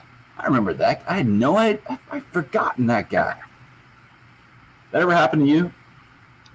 Yeah, I'm trying to think of an example of it. Where you just maybe like a former player, and you're like, oh, he's coaching now? This morning it was A.J. McCarron for me when you're saying he's still in the league. I had no idea. He's on the Houston Texans. So that happens sometimes. Last night it was college basketball, the version of that. We have a texter here that hit us up and reminded me. Did you guys see Felipe Haase playing for Mercer against UNC Greensboro in the SoCon championship game last night? And I had mentioned that yesterday that Mercer was playing UNC Greensboro because I had seen the stat on the old social media that Mercer was trying to become the first team since Clemson did it in 1939 to win 4 straight games in the Southern Conference Championship, win the title there. And I had forgot completely Felipe Haase had gone to Mercer, and I guess it was because he had a close connection to their coach. And this was a couple years ago, and it was surprising at the time because Haase got plenty of run with the Gamecocks and Frank Martin. And was a skilled guy. Our texter says they lost. Mercer did lose, and UNC Greensboro, one of 6 teams to punch their ticket to the NCAA tournament, 69-61. Haase with 13 points, 10 rebounds last night, and the texter continues by saying he still has that outside shot, played well, scored in double figures, as well as several three-pointers, something we could have used this year. Looks like he's dropped 30 pounds, moved well up and down the court. They had won 3 straight games to get to the finals and just ran out of gas. Also ran into a UNC Greensboro team that's really good and has consistently been good for a while now, and their player of the year in the conference is it Isaiah Miller. Really good. See, he had a nice dunk. Seeing the highlights, I recommend them. About midway through the second half there, when the game was definitely in doubt, Miller, the lane opens up and he just cranks one straight down. Other college basketball news last night with Gamecock connections. Northern Kentucky, where Darren Horn is now, and had them in the NCAA tournament. I guess it was the last one that happened, right? Not last year, but the year before. His team loses out in the semifinals of the Horizon League tournament. Oakland, an 11-point winner there. Other winners or other teams that have punched their tickets to the NCAA tournament. Appalachian State, a surprise winner in the Sun Belt, knocking off top seed Georgia State last night. So they're going back to the NCAA tournament for the first time since in 21 years. 80-73, that final score. So you got two North Carolina teams, two teams from the state of North Carolina. Winthrop, the state of South Carolina team that clinched a couple of days ago. The Big South tourney. Then the other three teams in right now, Liberty up in Virginia, Loyola Chicago, and Morehead State. The 6 teams right now in the NCAA tournament from the basketball perspective. And USC men's basketball, by the way, back in action Thursday night. Late game at the SEC tourney, probably 9:30 or so, if not later. And they're taking on the 6th-seeded team in the SEC and Ole Miss. The Gamecocks ended up finishing in the 11th seed spot. Auburn not playing in the tournament. The self-imposed sanctions there, so only 13 teams in the SEC tournament from that standpoint. Got into the conversation about quarterbacks with college football and their NFL success based off the big news from Dak Prescott signing with the Dallas Cowboys. 4 years, $160 million deal. All right, who is quarterback you in college football in your mind?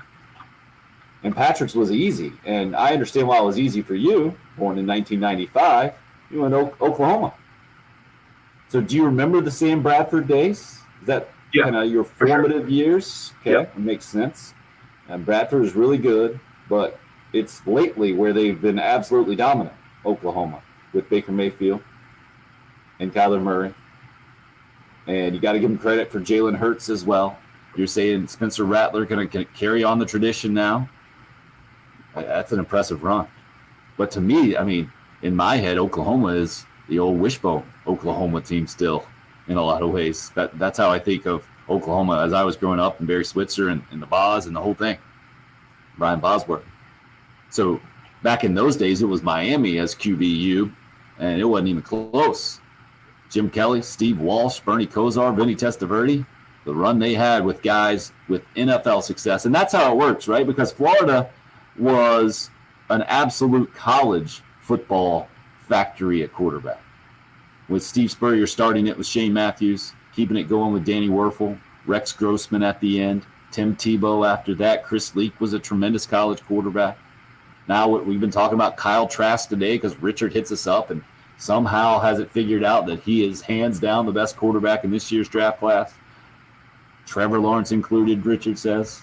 We think that's quite a reach, but he's going to go with it. And good for you, Richard. If that happens, you can be that guy telling us you told us so. I'm telling everybody right now. So who else is even in consideration? Florida State got brought up on the live video stream on the chat there. Who ended up putting that up there? Was that Jason? Casey Weldon, the name popped up. Good for you, sir. Billy Joe Tolliver for me. We hadn't mentioned him. Brad Johnson, Chris Winkie. Charlie Ward was the best of the bunch in college and then decided just to go to the NBA. And Patrick, you only kind of remember more of the recent guys who didn't pan out in the NFL. Christian Ponder, E.J. Manuel. Jameis Winston, obviously kind of the exception, or maybe kind of the jury's still out with him with the NFL, and obviously too many interceptions and not a starting quarterback at this point. I can't think of another one. Florida State guy? Yeah. Well, DeAndre Francois? Yeah, I guess. He looked like he was going to be an NFL guy until that Alabama game. Right. And that's where it all fell apart real quick for Florida State. But another reason this came up is that the news today of Mississippi State alum Dak Prescott signing a monster deal just further cements in my head the question of why. Why hasn't it happened for South Carolina? I'm not saying that the Gamecocks should have had a transcendent franchise quarterback, but how about a guy who starts in the league for a couple of years? Anthony Wright was in the league for a long time. I get that. Wasn't even drafted, though. Todd Ellis is still the last quarterback drafted by South Carolina, and that was in the 9th round that they don't even have anymore, and that was more than 3 decades ago. It's mind-boggling to me. And we were trying to equate it to another program. You can't do it in the SEC. Everybody's got one. We went through the whole list off the top of our heads, Patrick, earlier in the show. Go ahead, throw one out at us if you have a question about it. We can throw a name right back to you. What about in the ACC? Can we do the same thing in the ACC? Maybe. I'm trying to think. Wake Forest? I don't think Wake Forest has had a quarterback maybe in my lifetime. Jimmy Newman's about to get drafted. I don't really know enough about Wake Forest football, and that's totally okay. Trying to think of anybody else. I was trying to think. I thought it was North Carolina for a little while, and then obviously Mitch Trubisky. Sam Howell will be next year for sure. Where else in the ACC? Pitt's got quarterbacks all through the NFL. I feel like recently. I'm trying to think of these other ACC programs that it's easy to forget. Virginia Tech obviously can't go there. What about Virginia and their quarterbacks? It was Sean Moore back in the day. In my Virginia day. NC State is a factory, Craig. Craig says Finley, Rivers, Russell Wilson. Yeah. Go down the list with them, man. These are programs that are on par with South Carolina or below them in college football, I feel like, in my lifetime. And yet, for whatever reason, the standout quarterback, the NFL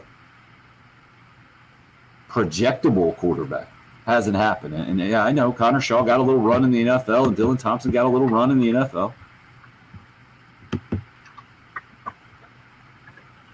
It's mind-blowing to me.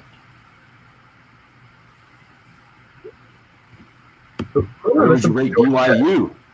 That's a great one. What's that, Patrick? Who's from Georgia Tech? Is it Joe Hamilton? Got some run in the NFL for a while, didn't he? It's probably before your time. I don't know who Joe Hamilton is, so I couldn't tell you. And maybe it was more Canadian Football League, actually. That might be a pretty good one. Georgia Tech on the same level. But again, Georgia Tech's program, come on. Especially when you had Paul Johnson running it for however long you ran it. Yeah, exactly. You're not going to get an NFL quarterback. And you just kind of know that. Duke, absolutely not. Jay from the Interstate. Daniel Jones. Before him, Jesse, let's see, who am I thinking of? Who was Steve Spurrier's quarterback back in the day? Got plenty of run in the NFL too. Oh, that was one of those names that just was there and just left me. Because Jesse Palmer, for some reason, seeped in and stole it. You guys can help me out with that one. Would be much appreciated this morning. Try being a Buckeye with no NFL quarterbacks, anonymous texter says. Okay, but at least you got a high draft pick in there, a couple of them, and you got Justin Fields set to be another one. Dwayne Haskins.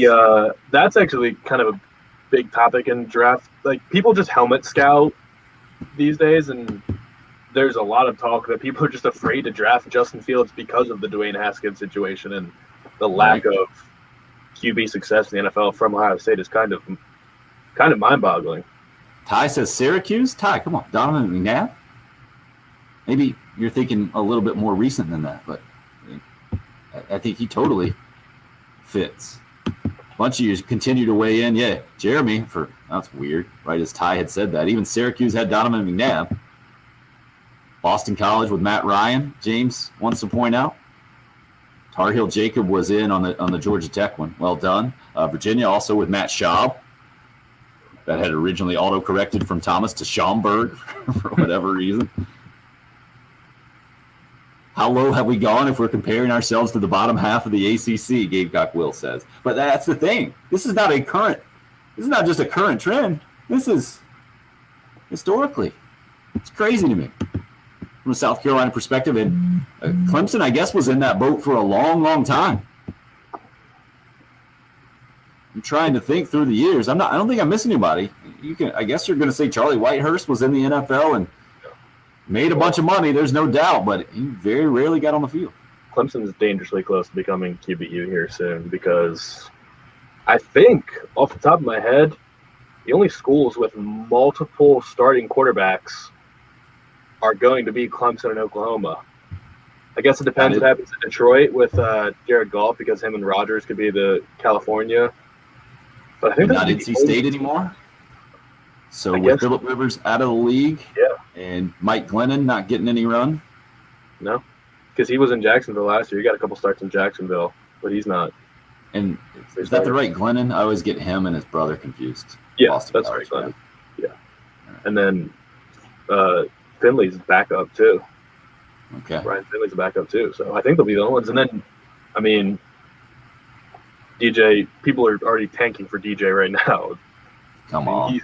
Not really, but like he is on the fast track to be the number one pick. People are drooling over him already. All right. That's what happens in your world. In my world. Guys aren't. He's an absolute freak of nature. He's so large and throws the ball so hard. Like you can already tell from day one. It's like Trevor Lawrence. When you just watch the guys throw the football, it's like, wow, not many people can throw a football like that. Yeah, but that doesn't translate to NFL success. No, but it translates to being drafted first overall. It's true. It can, for sure. Yeah. Who was the LSU guy? Jamarcus Russell. Jamarcus Russell. Yeah. He's the classic example, I feel like, of that. I was thinking Jeff George, another guy with amazing measurables, never quite did in the he did play in the NFL for a long time and was a starting quarterback in the NFL for a long time. Ryan Leaf might be another great example there. I mean, when your first start is against a playoff caliber team or playoff team, and you throw for what do you 450? Is that what his number was? Something crazy. I think he threw 450. Yeah. 803-404-6100 if you can help us out. And if you've got another school out there, please throw it. Jared Lorenzen, for some reason, popped up on the live chat. Yeah, but Tim Couch is more the Kentucky guy. But Lorenzen was definitely in the NFL for a little while. Patrick's grinning over there. He grinning at some text coming in. I was laughing at the text that said Washington literally thought Haskins was dyslexic when they drafted him. He doesn't count. Just Southern California, Brad says? Seriously? I mean, I feel like historically they have the reputation of being a great quarterback, but I can't really think of any. I just, for some reason, California, LA quarterbacks just, it has that aura, I feel like, and I don't know why. Yeah, I'm not right now it's just Darnold. We've seen a bunch. Matt Leinart was in the league for a while and never panned out like he was supposed to, but these are guys that have gotten a lot more run. It's just Maryland. Did somebody hit us up with Maryland? Yeah, they got a couple.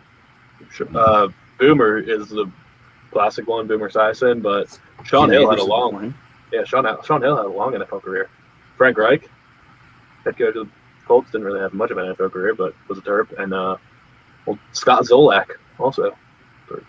Carson Palmer, Newberry Chris hits us up with Southern Cal. That was a pretty good career. It's just mind-boggling to me. Please help us figure it out if you can this morning. 803-404-6100 is the number to call or text. Live video stream up and rolling. Facebook Live, YouTube Live, at the station handle on Twitter at 1075 The Game. You're listening to the early game.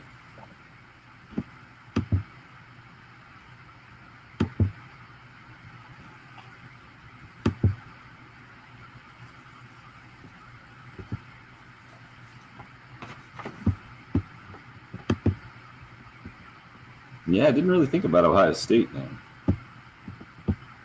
It's interesting. Troy Smith, someone mentioned on the text line.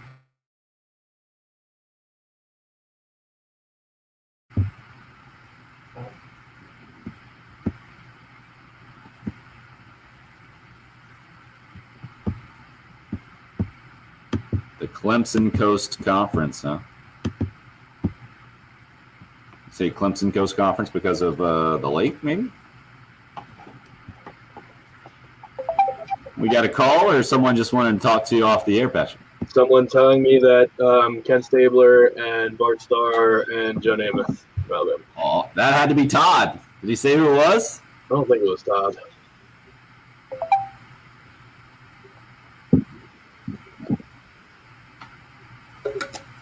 Just felt the need to educate you, huh? Yeah. I do love the Jamarcus Russell fake film stories. That's you know what he's talking about? No, I want you to tell me on the air. Oh, okay. You can read Newberry Christmas. I'll read it. You go. Allen and Waddy both with the Samantha Ponder references this morning. Indiana could be a good one. Who's Indiana have? No, you're right. I don't remember one, but I would never equate Indiana football with South Carolina football. Am I that biased? You wouldn't. You wouldn't. I mean, this year, obviously, Indiana had the upper hand, but come on, historically? They do have, what's his face, Nate Sudfeld. And their quarterback this year was really good until he got hurt. Yeah, Penix. He'll probably be a pro. Let's look up Indiana football all-time record.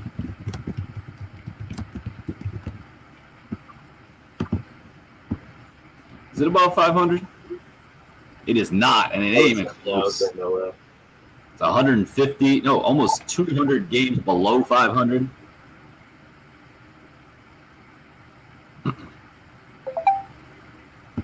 Yeah, that's why their current coach should get all the money. He got it. He just got a raise. Yeah. To what, though? Let's should see. be $8 million. Tom Allen is amazing. He got a $1 million, did you say? He got $1 million raise. To what, though? 3? He will now make 4.9. Okay. I mean, how much did Muschamp make? Not that. Hey, good morning, Hope. Thank you, Carlton, with the Steve Fuller reference. Right. Oh, Antoine Randall L. Yeah, but not as a quarterback. Good try, Waddy. That's more than I had. He has some state probably has more touchdown passes than any South Carolina player. Oh, uncalled for. Anthony Wright's got some numbers. I think Anthony Wright threw 15 touchdowns, if I am remembering that correctly. 15? I think he was 15 to 25 touchdown to interception ratio. Oof. No way Randall L has more touchdowns, though. No way. 15's a lot, but he did throw a lot of touchdown passes on trick plays. Like 6, I bet. What would you guess the number is? You going 10? I think he might be at 10. I hope he's at 10. 6. Probably 3. Passing.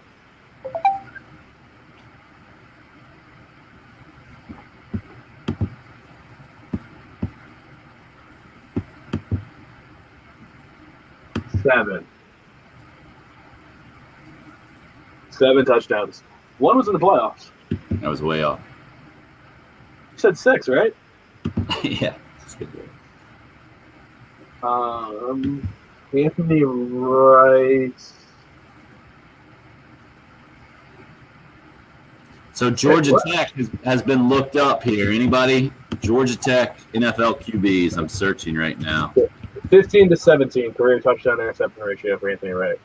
15 to 17? Yeah. Wait, no. I'm looking at the wrong line. 20 to 25. So you're about right. Yeah. Not bad.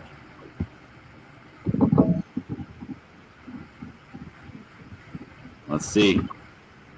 NFL. I got NFL draft for Georgia Tech position. Okay, I'm going down. QB 2000. Joe Hamilton, 7th round. Better track record than the Gamecocks, just by that.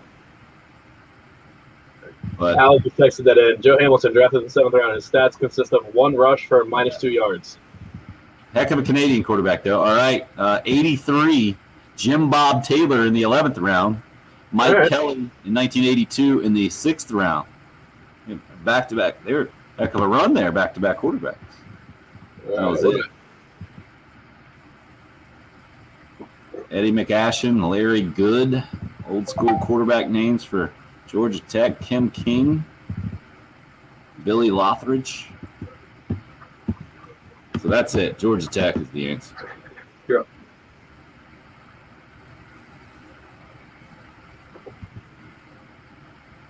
Whoa, that dude that came in for the Rams, who randomly started for the Rams instead of golf, that was a Wake Forest guy?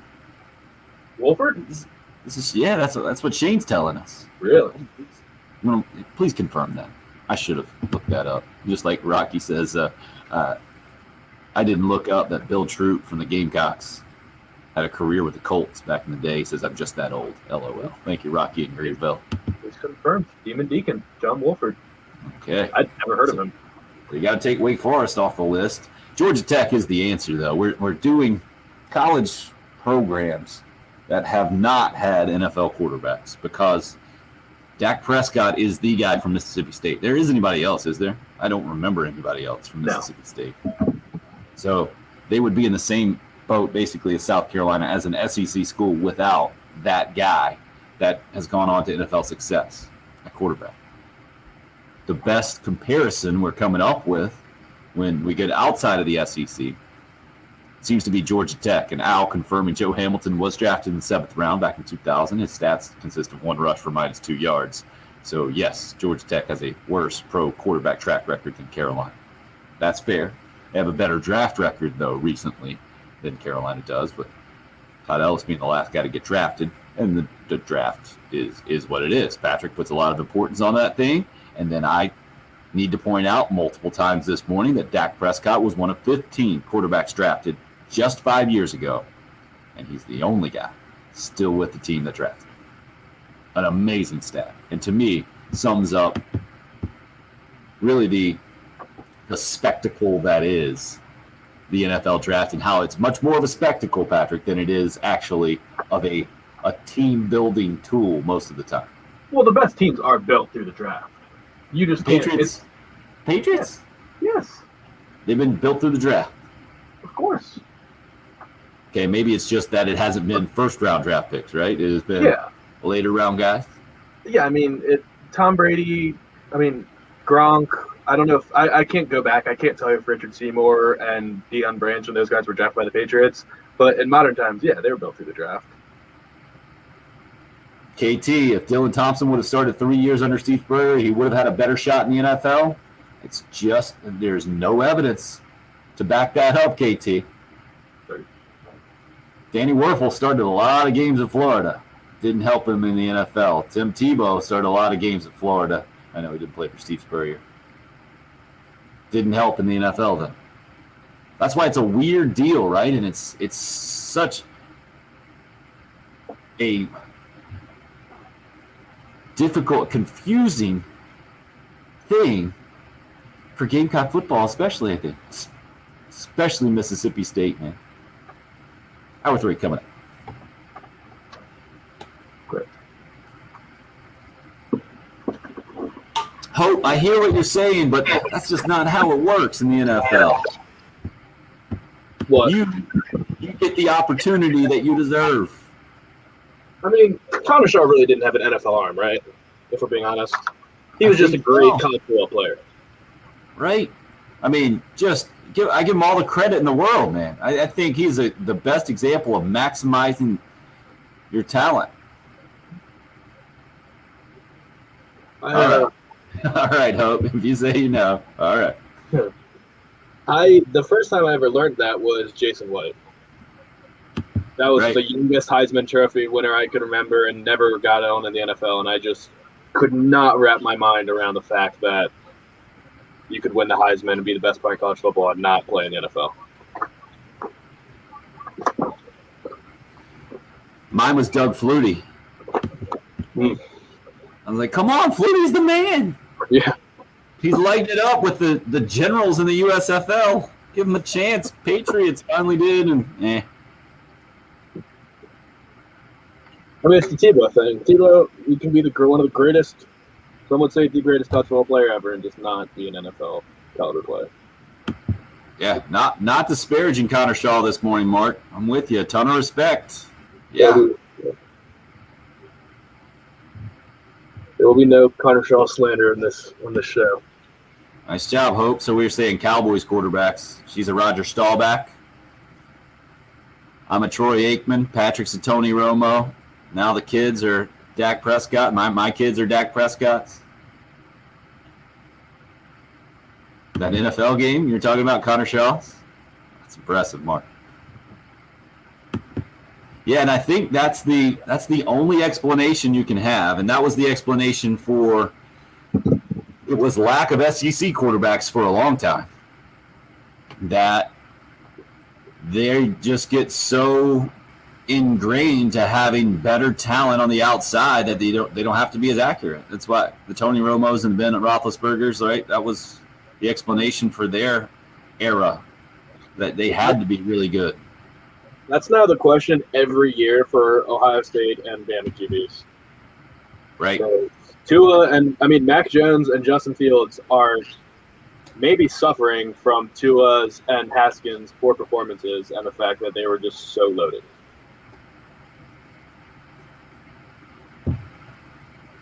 Oh yeah, Waddy, no doubt about it.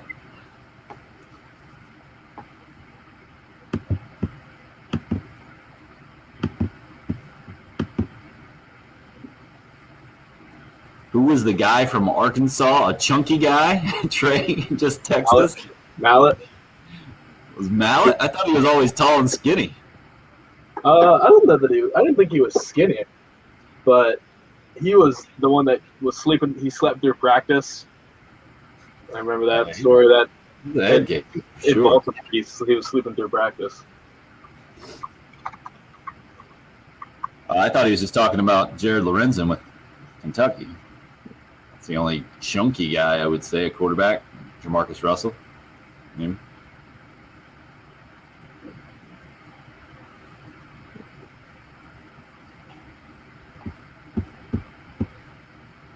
I agree, Mark. I agree. I thought he was pretty tall and skinny. Not skinny. Yeah. I don't know. He's not chunky though. Chunky's would be the wrong word. Brian Mallett went to Michigan? Yeah, you didn't know that? Yeah, early on. Didn't know that. I think, yeah, he was a victim of the Rich Rod changeover, I believe. So he got recruited to Michigan. Lloyd Carr, still the quarterback. The coach there. And then Rich Rodriguez took over and clearly was going to change what he wanted to do with his quarterback. He wanted to run him more. The other 5-star Arkansas guy was Mitch Mustaine, right? Yeah, that was about the same time. I think Mustaine was still there even when Mallett came. Yeah, this is like 08-ish, I want to say, 09, 10, somewhere in there.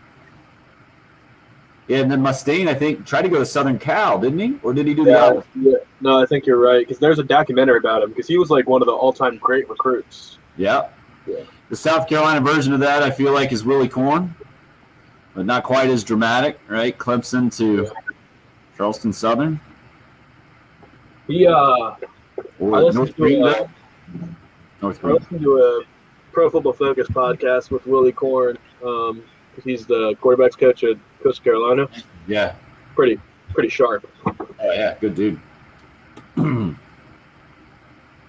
never forget, they played Richland Northeast. Burns,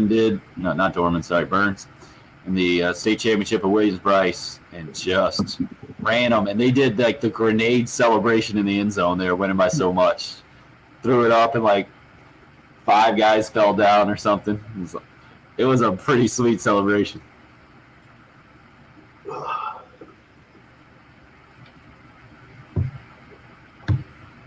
Remember some other 5-star at Arkansas? You're talking about Matt Jones, maybe, was a heck of a quarterback there. But played receiver in the NFL before off-field troubles got him. Yeah, I saw that, Hope. That was Scott Van Pelt, I think, mentioning that last night, or maybe it was Stanford Steve who slid it in. App State and Michigan, the matchup.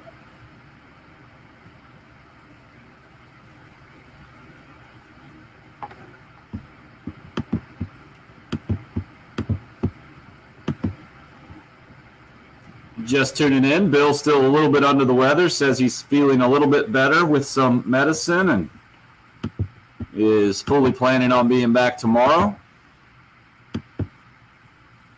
If you guys need to see how under the weather he was, go back and watch Friday's show. How are we still not at 600 subscribers? I hear you, Chad. I really don't know. If you're watching right now, please subscribe on YouTube. Well, I don't think these are the people we need to be talking to. There might be people that are still on Facebook that we need to make YouTube accounts and subscribe. Okay. Hope's done an excellent job. Yes, Hope, you have done fantastic work. I feel like this has to be a social media thing where you have to maybe get on Facebook and say, hey, if you haven't subscribed. Yeah. Yep, Mark's recruited one. Well done, Mark. If everybody could recruit one now, then we're over the 1,000 that we need to be at. But maybe the golf tournament will get some good heckle stuff going down and throw that on the YouTube. That might bring some people to it.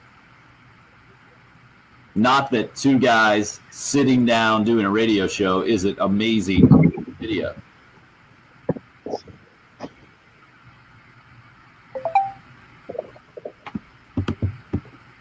Let's see what else we got here. Even Furman had a quarterback drafted in the NFL, Derek says.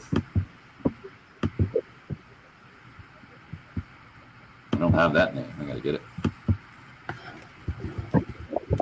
Oh, 2018, it said. Oh, Ingle Martin, Florida transfer.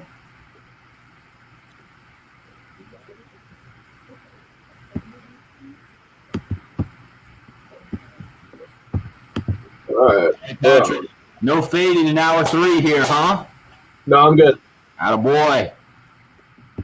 We're coming in right now. Nice work, Chris. Oh, sure, Hope. Yep. Great way to ease on into hour number 3 here on your Tuesday morning. Thanks for being a part of the program. Great to have you along. Plenty to discuss this morning on a Tuesday show, even without Bill Gunter, who's still a little under the weather. Hoping to have him back.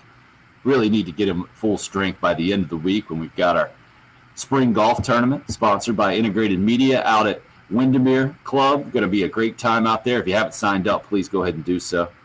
Give them a call over at Windermere.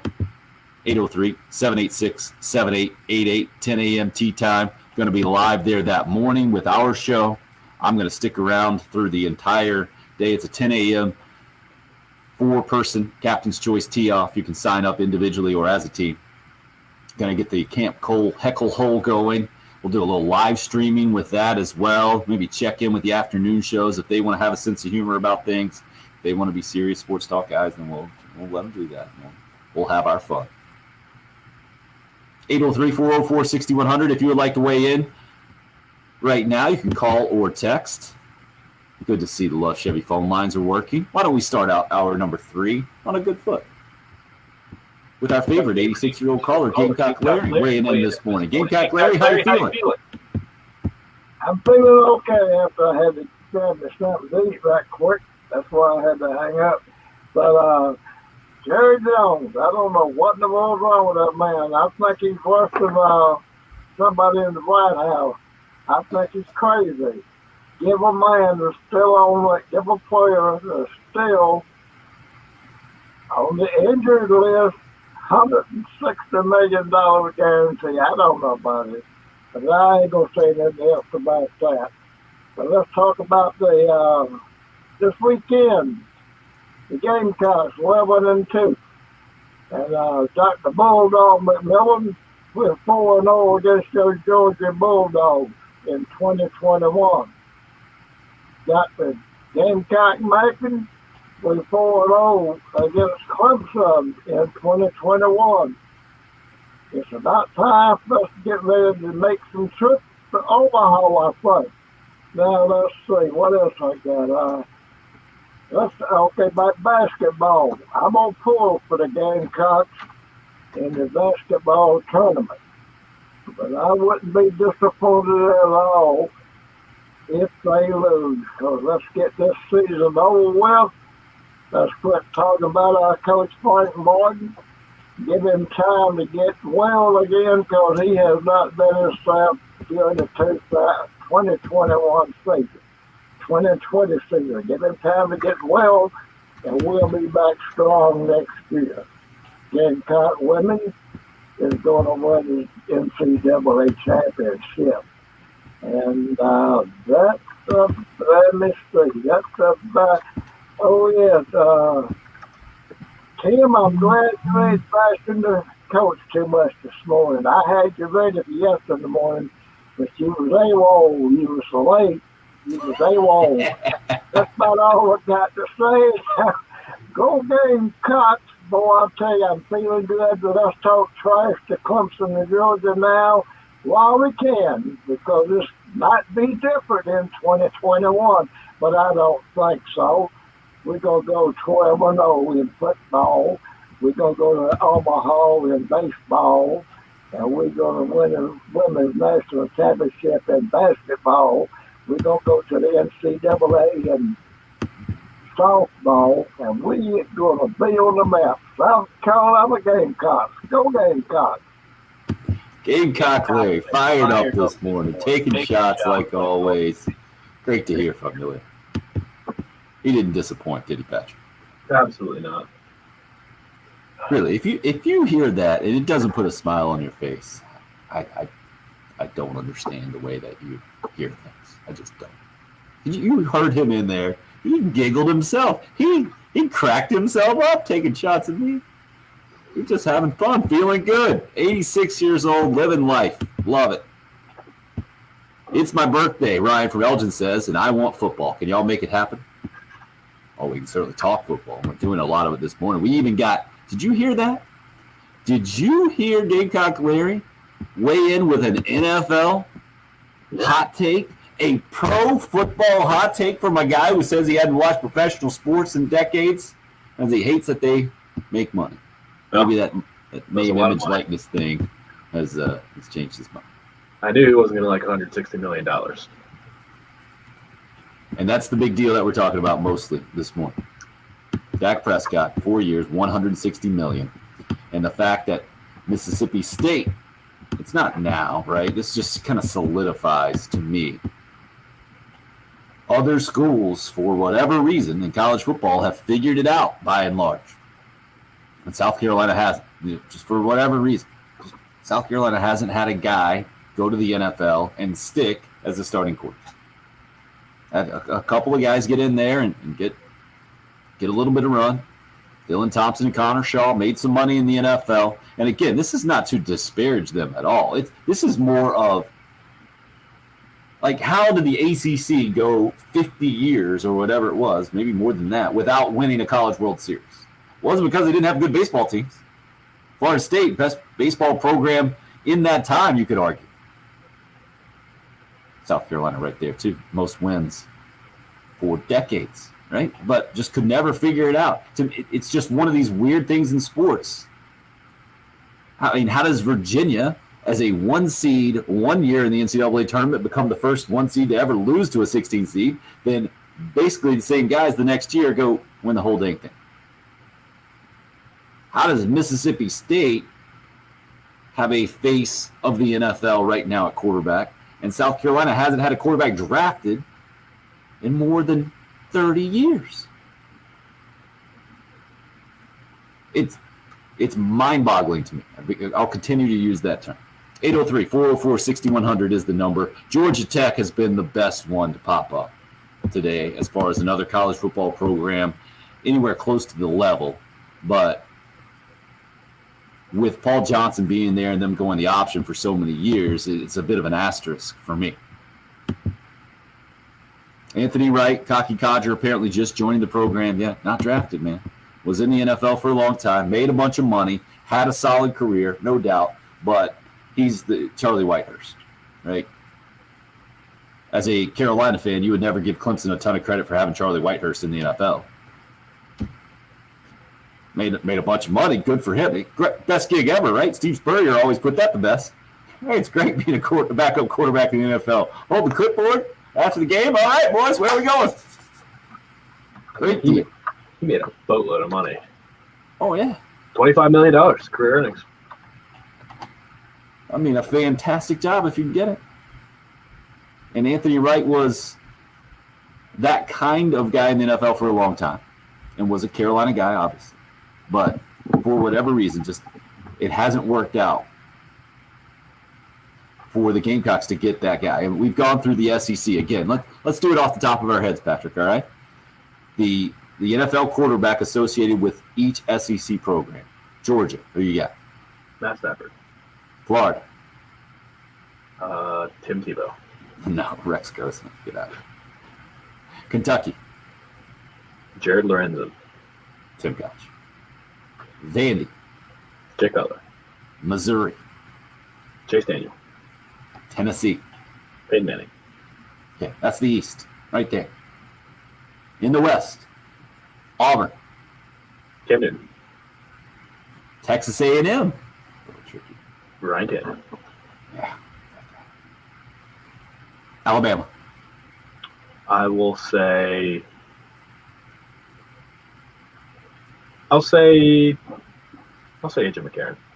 You went between him or Tua, right? Yeah, he's made. I mean, AJ McCarron, I Offense. checked, has made the last 3 years has signed 2 $4 million deals and a $3 million deal. So he's making a lot of money. Could give them credit for Jalen Hurts as well. Yeah. Got no problem with that. All right, so that's 3 out of the 7 in the West. Let's continue. So Mississippi State, obviously Dak Prescott. We don't have to do that. Ole Miss. In my head, I was like, oh yeah, maybe it's Ole Miss until I realized, yeah, Eli. You don't even have to go a last name there. You just go 3 letters there with Ole Miss and Eli. So that's 5. Who am I missing over there? Arkansas. What you Ryan got? Mallet. You know what? LSU, Joe Burrow. And you could throw obviously Jamarcus Russell in there. Speaking of Matt Jamarcus Flynn Russell, made a ton of money too. yeah. And was it Mock? Did they have another one? Yeah, Matt Mock. Matty Mock? No, Yeah. Matty Mock's the Missouri Matty guy. Mock was Missouri. Yeah, Matt Mock though was LSU. Oh, that's tricky. Yeah. How dare they? What's the Jamarcus Russell story that popped up, and who brought it up? Is there some kind of blank film out there? I think it was Newberry Chris. Yeah, Jamarcus Russell. Yeah, that was Jamarcus Russell was famously lazy, and the Raiders wanted him to take film home and study film, and they sent him with a DVD and asked him the next day, hey, did you watch the film? And he said, yeah. And then they asked him what he saw on there, and he tried to basically BS them, and they said, oh, well, actually, we sent you with a blank DVD. So we know for a fact that you didn't watch it. So, yeah. There was also the story, Bruce Gradkowski was the backup there for a long time. But I think he started a bunch of games too, just kind of a fill-in guy. But he is a QB analyst at Pro Football Focus right now, and he told a story that to get Jamarcus Russell to watch film, he and the other backup quarterbacks had to go to his house, walk up to his bedroom with 10 cheeseburgers from McDonald's, and put the film on and force him to watch it while they fed him cheeseburgers. Ridiculous. Alan hit us up early to educate me. It was a little bit before my time with Steve Fuller from Clemson with the late 70s and 80s. And then he hit us back up, and he and the Cocky Codger both going the same way. Joe Namath, Kenny Stabler for Alabama. Yeah, we've been trying to stay within basically this century or the 90s at least, keeping it within the last 3 decades. But from the Carolina perspective, it doesn't necessarily broaden out the farther back you go. But at some point, you don't hold history against a program like that. But especially when you had Steve Spurrier in and Brian. So what about Joe Namath from Alabama or Stabler? Come on, get with it, you young whippersnappers. At least he's having fun with the I know. I watched Saturdays in the South documentary. I know about Namath. He was a crucial part of it. We just ticked off anybody over the age of. I know Joe Namath with Alabama. I promise. Hey, what about? It wasn't just Eli at Ole Miss. What about Archie? Come on, guy. All right, we got it. But the fact that there isn't a South Carolina guy to also put in that mix, I mean, just kind of further drives home the point.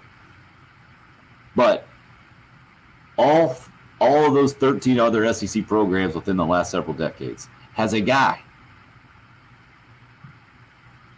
South Carolina's still looking for the guy. 803-404-6100, the number into the program. other news and notes. NCAA tournament. Let's start with the latest news. It was a former Gamecock, right? Gamecock transfer Felipe Haase last night with a chance to go to the NCAA tournament with Mercer. Mercer looking to become the first team since Clemson did it in 1939. For those of you who want some historical perspective on the program, Mercer tried to be the first team since 1939 to win 4 straight Southern Conference games, 4 games in 4 days, and punch its ticket to the NCAA tournament. Didn't happen. They fell short by 8 last night. UNC Greensboro going back to that NCAA tournament for the first time in a few years. Felipe Haase with 13 points, 10 rebounds, I believe, in that game. Gamecock transfer. He was that guy. I was just watching the game because I'm trying to get into college basketball here.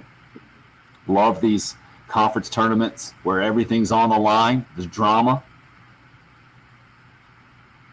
And then just saw him. I think I saw him before I heard his name. I was like, wait a second. Of course. I forgot Haase went to Mercer. What was the deal there? His high school coach is on the staff there, I think. Is that what? I think so. I think that was the deal. That was the connection. That it helped explain what I thought was a very confusing situation, because a lot of times after a basketball season, a guy will transfer out and you say, oh, yeah, I get that. He didn't play very much. Wasn't going to work out for him. Felipe Haase wasn't that guy at Carolina. Really skilled big man. And could shoot the basketball. Made the pass to Chris Silva there, full court to beat Florida at the buzzer. Played a bunch. It didn't make much sense to me at the time. Certainly Mercer has gained off of that and almost punched a ticket to the NCAA tournament, where they famously knocked off Duke in the second round game. I think it was several years ago now. But they're one of 6 now. UNC Greensboro is the team that beat Mercer there for the SoCon championship. To another team from the state of North Carolina, Appalachian State, winning the Sun Belt last night. They're going back to the NCAA tournament for the first time in 21 years. Upset top seed Georgia State there in the Sun Belt. In the Big South, it was Winthrop clinching another spot in the NCAA tourney a couple of nights ago. And then Liberty, Loyola of Chicago, and Morehead State, the other 3, as the field of 68 starts to fill up this time of year, which I love this time of year, always have. This year, it's much different, not having students involved and not having full crowds at these college basketball games for sure. But I'm going to go with what we were talking about a little earlier, Patrick, going to Carolina football games this year. Yeah, it was different, but it was much better than nothing. And now that there are, I guess USC made the announcement recently that they're going to go back to face-to-face classes on campus in the fall. That's the plan. To me, that's another step to getting to where a lot of these other programs have said, yep, we're planning on full capacity at the football stadium this year. Good signs moving forward. Even if Patrick has to wear shorts and then freeze early in the morning, I think he's relatively optimistic. Maybe it's because he's a Washington football fan and the Cowboys made this deal with Dak Prescott, and Prescott's not scaring anybody, really, as a guy that can single-handedly beat you, unlike the other guys who have signed for the money that he signed with. And Patrick Mahomes specifically, Deshaun Watson. Those guys, you understand what they are. I think, Patrick, you look more to the other guys who have signed big-time quarterback contracts and kind of hamstrung their organizations from being able to make other moves that they clearly need to be any kind of playoff contenders. Yeah, we just haven't, until we see it. I mean, thinking back, who is the most highly paid quarterback that's won a Super Bowl? I mean, Tom Brady has always taken the team-friendly deal, and it's helped keep pieces around him.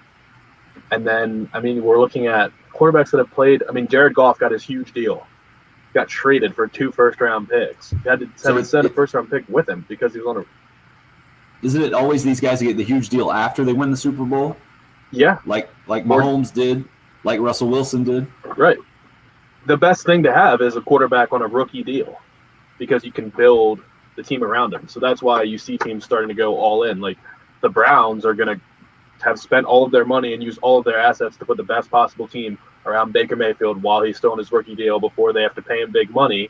You're going to see the same thing in Jacksonville right now. They're going to do everything they can to just stack this roster around Trevor Lawrence that he can jump right in and be comfortable and they can compete in the next couple of years. It's just what you have to do right now, unless you have a quarterback that's ridiculously transcendent. Justin Herbert is another good example. The Chargers are going to go all in for the next 3 or 4 years to try and win while he's on his rookie deal.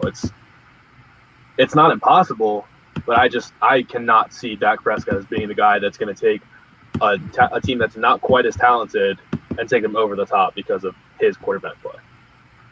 AJ, Cool Care Heating and Air text line. Prescott getting $40 million a year is absolute insanity. He's a solid NFL QB, but nothing special. Crazy that the quarterback position has gotten to this level with salaries. Speaks to the style of play nowadays and the rules of the game. I think he's exactly right. But it also speaks to, I feel like, the level of drama that Jerry Jones just revels in as the Cowboys owner. Because this thing could have been wrapped up a couple of years ago. And they could have paid him a lot less money and been in a very similar situation. It speaks to kind of Dak, the caliber of quarterback Dak is. It's just, you're not sure. I mean, you see, I just mentioned Jared Goff. They gave him the deal because they thought they had to do it. The Rams did. And 2 years later, he's traded.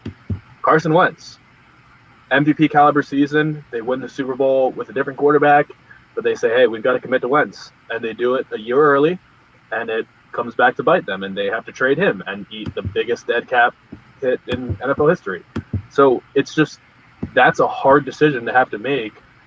But when you decide to go with a franchise tag instead of a long-term extension and say, here, prove it, and he comes in and throws 5,000 yards and is one of the best quarterbacks in the NFL that year, puts you in a very difficult spot. There's going to be a lot of quarterbacks coming up with the same situation. Lamar Jackson's eligible for extension, and apparently him and the Ravens are not close right now because the Ravens have not seen him lead them on a playoff push yet. He's won one playoff game. Baker Mayfield, eligible for an extension this year. They're not probably going to do it because he hasn't proven that he's going to be a franchise quarterback worth $30 million plus. So it's a very difficult position to be in. But I mean, yeah, the Cowboys definitely botched it, and they're paying for it. They're literally paying for it. How about Jason throwing in another quarterback with some local ties there? Winsboro's own Tyler Thigpen, played at Fairfield Central High School, and then went on to a nice career in the NFL after starring at Coastal Carolina, 7th round pick. 15 years ago, I'm guessing, ish, somewhere in there.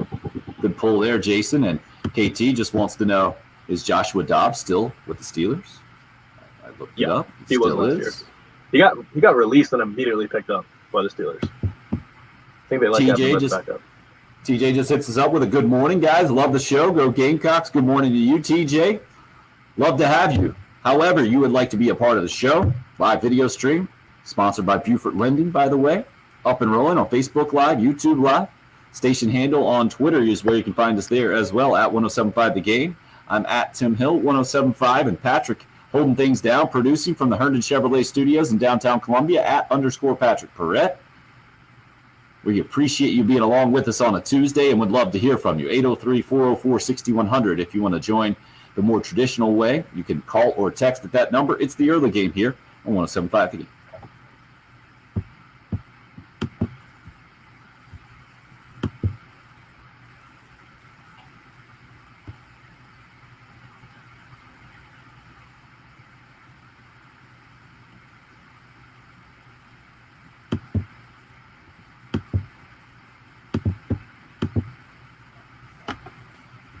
I don't think we've heard from TJ before. Attaboy.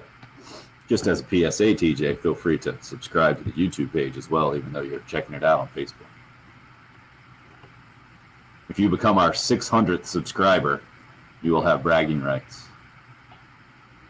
as we continue to push to 1,000. That's the goal in our little club here.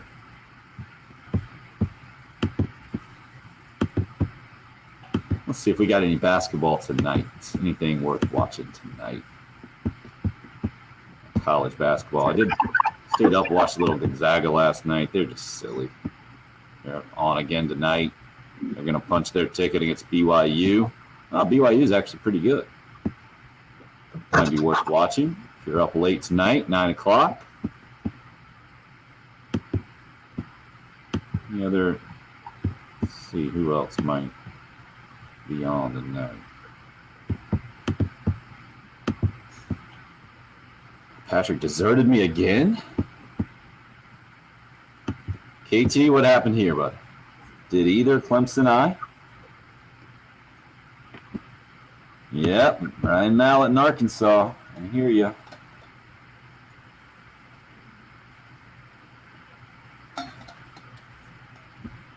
Alan, thank you. It was a great time.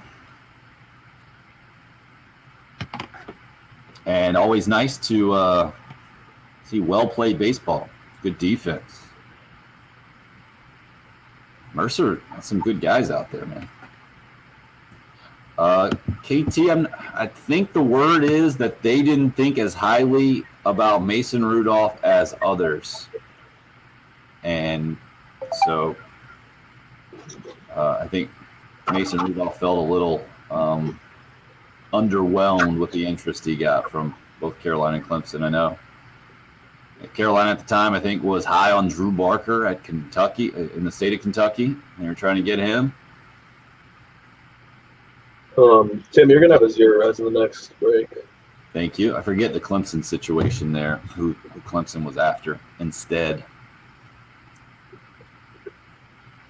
But I don't think they went after him too hard. Did anyone notice on the live stream that my chair's not squeaking today?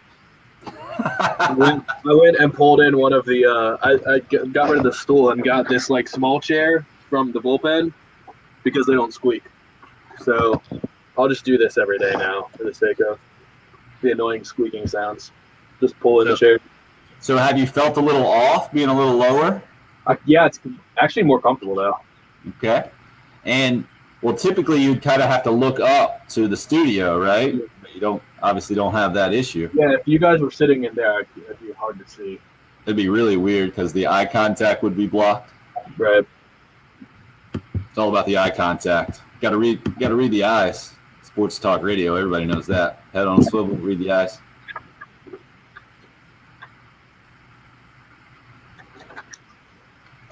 Wow, Will just asked a little baseball question, and John from Pawleys Island was asking a little earlier too.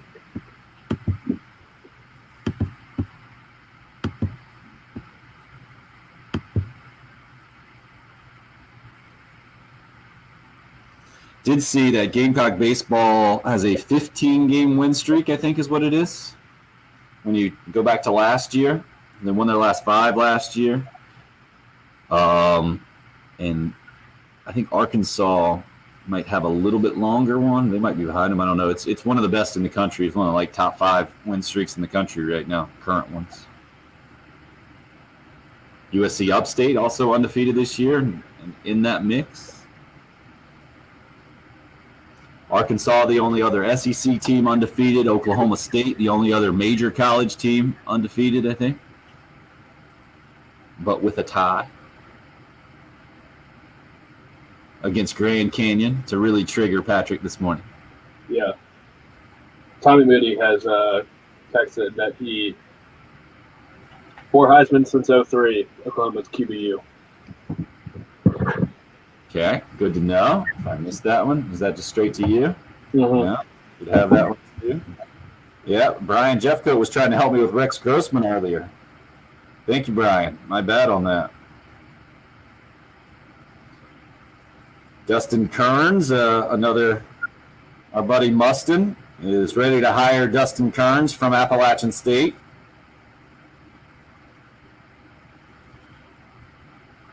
Good luck going from Wofford as an assistant to PC as the head coach to App State to Carolina.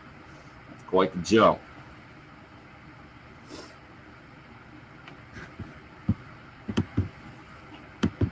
I think Darren Horn kind of ruined that for a bunch of people, but who knows? He's certainly a hot name right now. But they had lost like 5 of their last 6 or something, I think. App State did.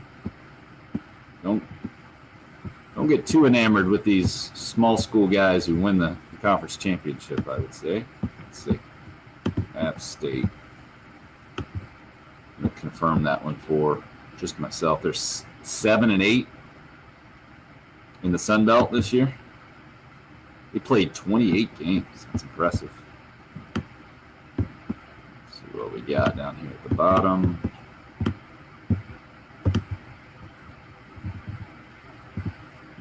Whoa, 1, 2, 3, 4, 5. Had lost 5 in a row at one point there. 6 of their last 7 before going on this run. Impressive. Yep. 4 games in 4 days. Good for them. All right, we'll go back. That's the beauty. March, man. College basketball. Yep.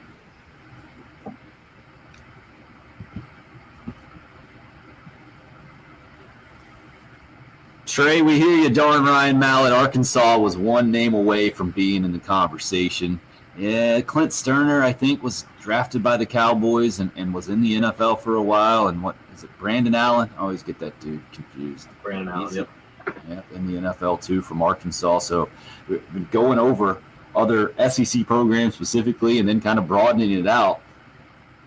Quarterbacks in the NFL, the news yesterday, the massive deal that Dak Prescott signed with the Dallas Cowboys, kind of the reason to spark this conversation for me, or just reinforce maybe what the NFL success or the lack thereof of Gamecock quarterbacks specifically. And we get it. Like, college football success doesn't always translate to NFL success. We've seen a bunch of college players through the years. I think we had an Ohio State fan hit us up and basically say that, yeah, they have a lot of frustration there as well. And Troy Smith is the best example from Ohio State, winning the Heisman Trophy, got drafted, but never played in the NFL, I don't think. And then you have the opposite of these things. And I think we overhype those things too a lot of times, where guys are projectable and didn't play at big-time college programs and just seen as darlings because they have the tools. And then that doesn't always work out either. I feel like Josh Allen is a great example of where the NFL scouts have gotten it right recently. Wyoming? I mean, it's something like that. I think that's so frustrating, right? How does Wyoming have a franchise quarterback in the NFL? And South Carolina doesn't. But South Carolina's not the only one. But it is one of the few.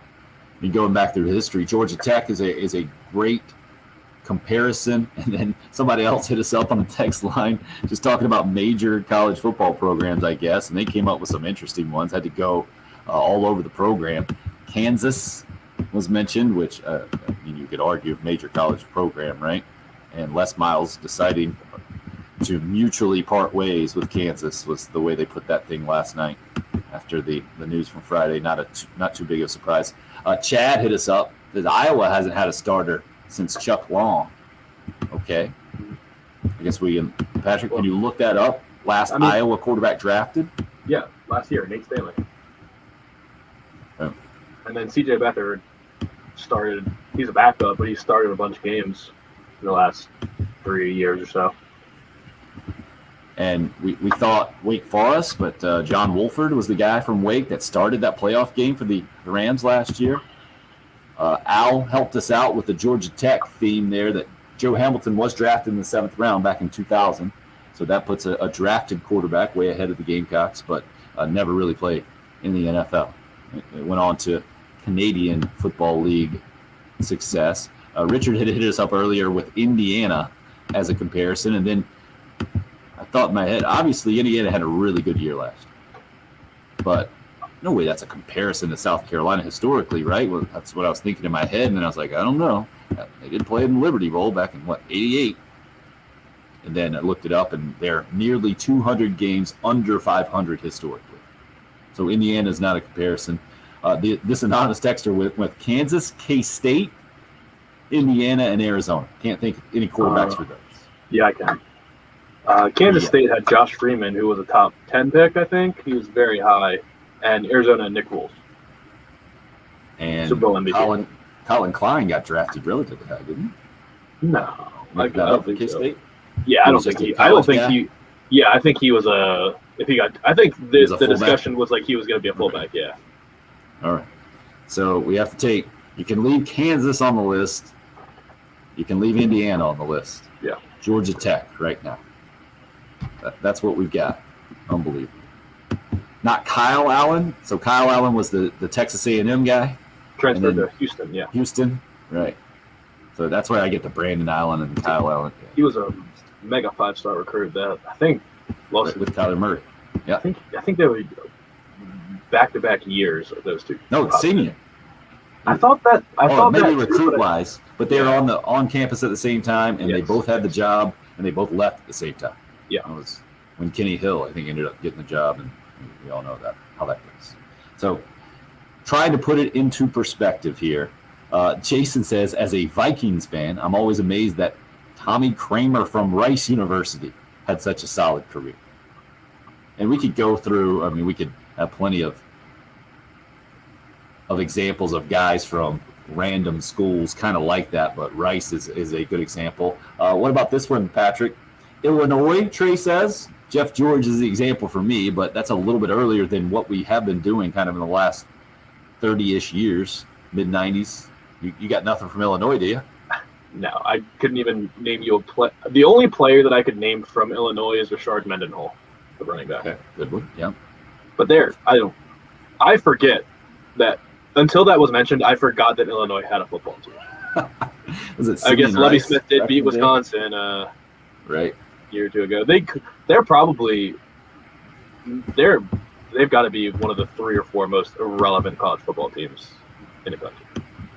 Well, I mean, with the names we put in there, Kansas, you always put there. Yeah. Will from Sumter hit us up with Virginia, question mark. Matt Schaub, Sean Moore before him. So, nope, they don't fit either. And the fact that we're way down there, I mean, I think even Clemson fans would admit that South Carolina football doesn't deserve to be in that category historically. Maybe Clemson fans would admit it. Anybody outside of Clemson fans understands, I think, South Carolina football just doesn't deserve to be there. We're not saying that they deserve to be on the other side of the spectrum either, but it is an above 500 historical record. That's middle. That means you belong in the middle, and you would think somewhere in the middle there, like these other programs. Who else have we been talking about that's also in the middle? Virginia. That last one is a great example, right? Nobody's going to tell you Virginia's a college football powerhouse, but they've hit on a couple of guys. So what has kept it from happening in South Carolina? There's probably a million different reasons. Patrick, how much validity do you put into it? Because it did make sense to me at the time. I think kind of before Cam Newton hit in the NFL, that there just hadn't been much success for at least a solid 5-year period, really, with SEC quarterbacks in the NFL as starting quarterbacks. And it made sense to me that, hey, you get really, really good receivers, and you get spoiled to a certain degree in college football. Now, it doesn't make a lot of sense, too, when you think about what you're facing on the other side in great defenses and great corners in the SEC, so you have to adjust for that. And also now, this run that Alabama's had with their wide receivers, it doesn't make any sense that Alabama's also had NFL quarterbacks kind of peaking here with Tua Tagovailoa and Mac Jones. Yeah, and well, I Jalen Hurts always just kind of pictured the SEC as the run the football and play defense. Like the whole conference kind of had that mentality. So I like the LSU. Even born in 1995. That doesn't make any sense to me. Just because the biggest game every year was that LSU Alabama game, and it would just be sense. Leonard Fournette or Derrick Henry. Yeah, just running into each other. Gotcha. So that's just kind of how I always pictured the SEC, and as LSU would put first-round receivers in the NFL draft all the time, and just studs everywhere. They were always terrible. I guess maybe not first round, but Odell, Jarvis Landry, DJ Chark. Like the NFL is littered with LSU receivers that never did anything in college. So I am loving these random texts. Washington State? Question mark. Gardner. Right. Ryan Leaf is back in the day, drafted highly, and now Gardner Minshew. He's kind of had a job for a little bit, and I mean, they got a couple other examples. Who was the other guy that got a couple of starts anyway? Put up ridiculous numbers. Forget where he ended up starting. It was bad. Didn't work out well. Help me out, Patrick. You're the guy. I don't know. Recently? Yeah. From Washington State? Yeah, 2 years before. I think he set all the records, didn't he, at Washington State with Mike Leach? Oh, man. You're disappointing me. Before Gardner Minshew. Washington State QB NFL. I'm typing it in right now. It's making me mad. And Mark Rippon was a Washington State guy, too, back in the day. I know that. Super Bowl champion, Mark Rippon. Oh, wow. There's just happens to be an article on 24/7 Sports. How many guys would you think have been drafted in Washington State's football history? Quarterbacks only. Holy moly. Well, it does go back to 1936, so it's a little skewed. 16 is the answer. Really? 16 quarterbacks for Washington State. Oh. Luke Falk is who I was trying to think of, Patrick. Yeah. My apologies to those of you yelling at your radio. I thought Patrick could come through for me. Was he a high pick? Drew Bledsoe, of course. No, not a high pick. Drew Bledsoe, several of you, David and another texter was hitting me up with. That's not the one I was trying to think of. I was trying to think of Luke Falk recently. But yeah, Drew Bledsoe was a Washington State guy, too, back in the day. That's when I came to know what Washington State football even was. Rob hits us up with Northwestern, question mark? I just know that the Eagles drafted Clayton Thorson in the 4th round, is my guess. And then the Broncos had that random starting quarterback for a little while who tried to get out of football as a real estate agent, right? Or was a real estate agent before he ended up taking the job. I'm going to just type in. I think he was from Northwestern. I might be mistaken there. Yeah, Trevor Siemian. Also he's a Northwestern guy? Didn't know that. 7th round pick, but obviously got to at least a starting quarterback job. Really appreciate all the participation here. Makes the show that much more fun. I had no idea. I should have known Phil Simms was a Morehead State guy and a 1st-round pick back in the day. Jason pulling that one out for us on Facebook Live. Trey on YouTube Live going with Oregon State's Sean Mannion. Dang. He thought he had it with Sean Mannion or Oregon State as the pull there. It's crazy, right? It's a crazy game to play. And Trey also mentioned that, sheesh, even UConn has Dan Orlovsky. 803-404-6100 if you would like to get in a final word. Update you on the latest in college basketball. See if we got any games worth watching tonight. Man, Gonzaga is really good. They're going to punch their ticket tonight against this is the worst or the best chance that Gonzaga has to lose a game until you would think like Sweet 16. BYU's 20-5 going in against the undefeated Gonzaga Bulldogs tonight in the West Coast Conference Championship. Do a little bit more basketball and the dramatic conclusion of the program. If you have a final football thought, would love to hear. It's the early game here on 107.5.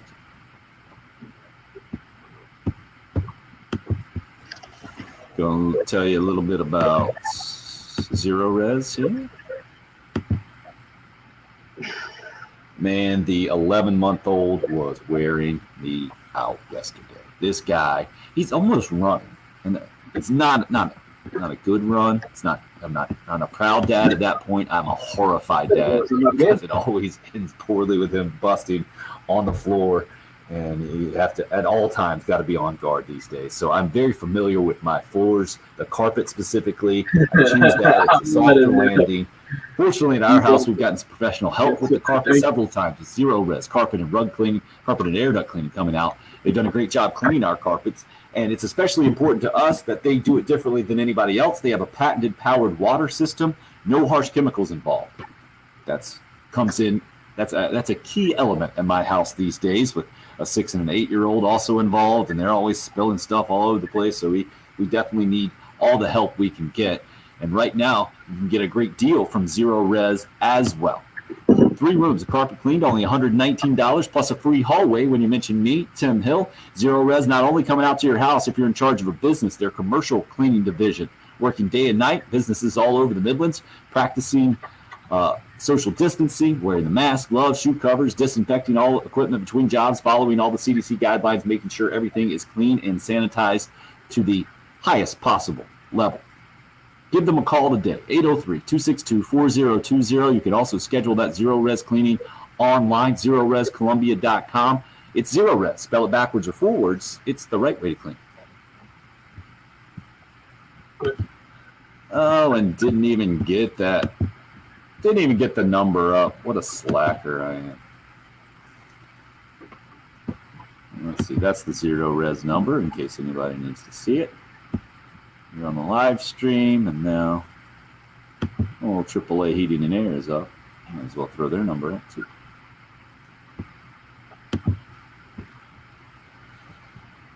All right, Patrick, what you want to do here in the grand finale, sir? Go anywhere with it. Let's go. Where's Morehead State? I want to say Kentucky, but I am not completely positive about that. Maybe Tennessee? Morehead, Kentucky.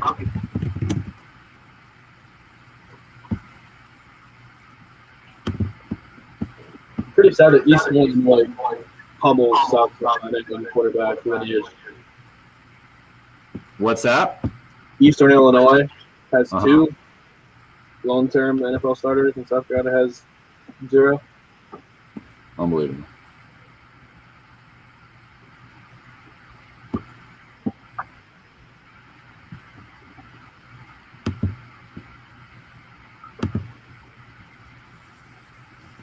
All right.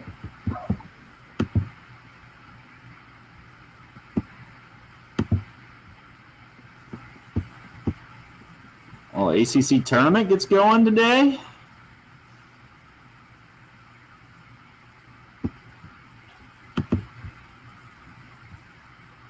You're not telling me what these games are for? How dare you, ESPN? That's worthless. Let's go with, what's today's date? Is today the 8th or the 9th? 9th, right? March 9th. College basketball TV schedule.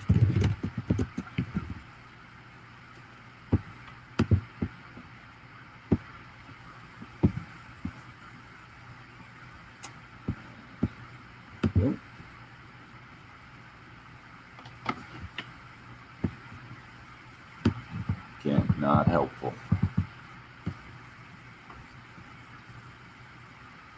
Yeah, nothing, huh?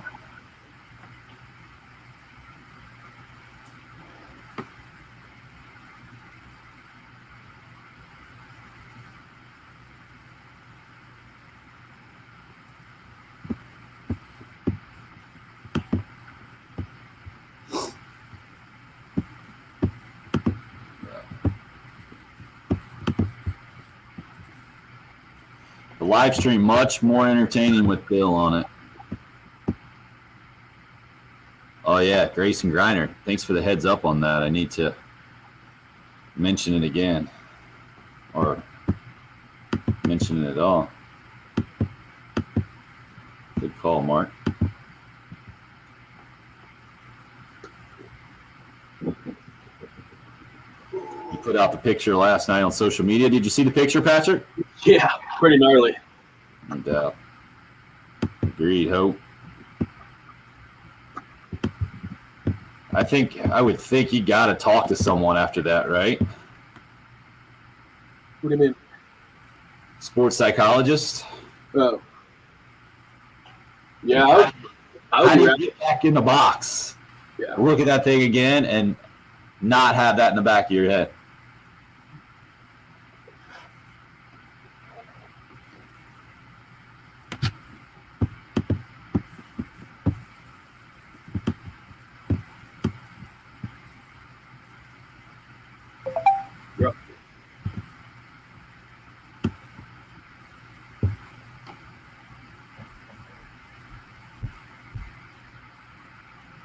Looks like that BYU Gonzaga game might be the only one with a NCAA tournament bid on the line tonight. Was Oral Roberts with a dramatic win last night. I think a tip-in at the buzzer. That was against South Dakota State. I think tonight they played North Dakota State, but I think it's just a semifinal game. Not sure if that's a final game. If you guys are really big conference basketball fans, feel free to correct me there. ACC tournament does start today. just one game at the SEC tournament starting tomorrow. It's a 12-13 game since Auburn is not in the tournament. That's all you get, 13 teams this year in the SEC men's basketball tournament. And Vandy and Texas A&M at the bottom of the standings, just below the Gamecocks, who got the 11th seed, and they're going to play 6th-seeded Ole Miss late Thursday night, 9:30. Estimated tip time there. We'll have airtime for you at 9 o'clock on Thursday night with Frank Martin Company trying to extend the season. Appreciate, I think was it Trey who started this conversation? I'm not sure who it was on the live stream, actually. Actually, it was Mark, who was listening maybe to Integrated Technologies spot there, the commercial and the break, and wanted to give a shout out to Grayson Griner, the former Gamecock. After taking a fastball to the face, he says in spring training, he had 94 miles an hour. And Allen said he watched the replay. Ugly. Glad he's going to be okay. And Hope saw the picture that Grayson posted on social media last night. So glad it was only a broken nose, Hope says. Yeah, 94, no doubt about it. And good to see he'll be getting back in the mix there with the Detroit Tigers and trying to get the backup catcher's job this year going into the big league season. And I was just telling Patrick off air, I would think you got to talk to someone after that happens. I know Grayson had a bit of an incident in the state finals, I think state championship series. His Blythewood Bengals were playing Dorman, I believe, back in the day, and he was pitching, and I think took one maybe towards that area as well. You know, Grayson's a tall dude, so it's probably a little bit more difficult for him to get out of the way than some. But he was fine to bounce back from that thing, got right back in the series there, and what a tough guy, 94, right in the nose. Broken nose, again, for former Gamecock Grayson Griner. But other than that, looks like he's going to be okay and will be right back in the mix. And if you haven't seen the picture, certainly worth seeing. I was kind of glad to see it. Looks like a black eye, a swollen nose, and that's about it. Fortunately, I think in that situation, that's almost the best case scenario. Been a fun conversation today talking Cowboys signing Dak Prescott with the big number of 4 years and $160 million, and other names have popped up.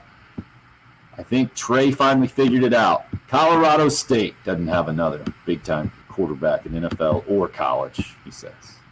How about that? Thank you, Trey. Patrick, you're feeling good about your Washington football team moving forward now with Dak Prescott at the helm, I'm guessing. It doesn't make me feel better about the Washington football team. It makes me feel better that I don't think the Cowboys are going to be a legitimate Super Bowl contender, though. We still need a quarterback ourselves, though. I would take Dak Prescott in a heartbeat. I don't blame you, especially with that mess that you've had for a long time. Looking forward at the end of this week to getting out to the Windermere Club, our golf tournament, 10 a.m. tee-off time. Make sure and give them a call at 803-786-7888. If you would like to join, they'll hook you up with $20 rounds until Friday to get a little bit warmed up for that thing. Our spring golf tournament sponsored by Integrated Media. Well, it's still your home, just smarter, integratedmediainc.com. Hoping to have Bill back tomorrow. Appreciate you listening to us here on the early game on 107.5 The Game.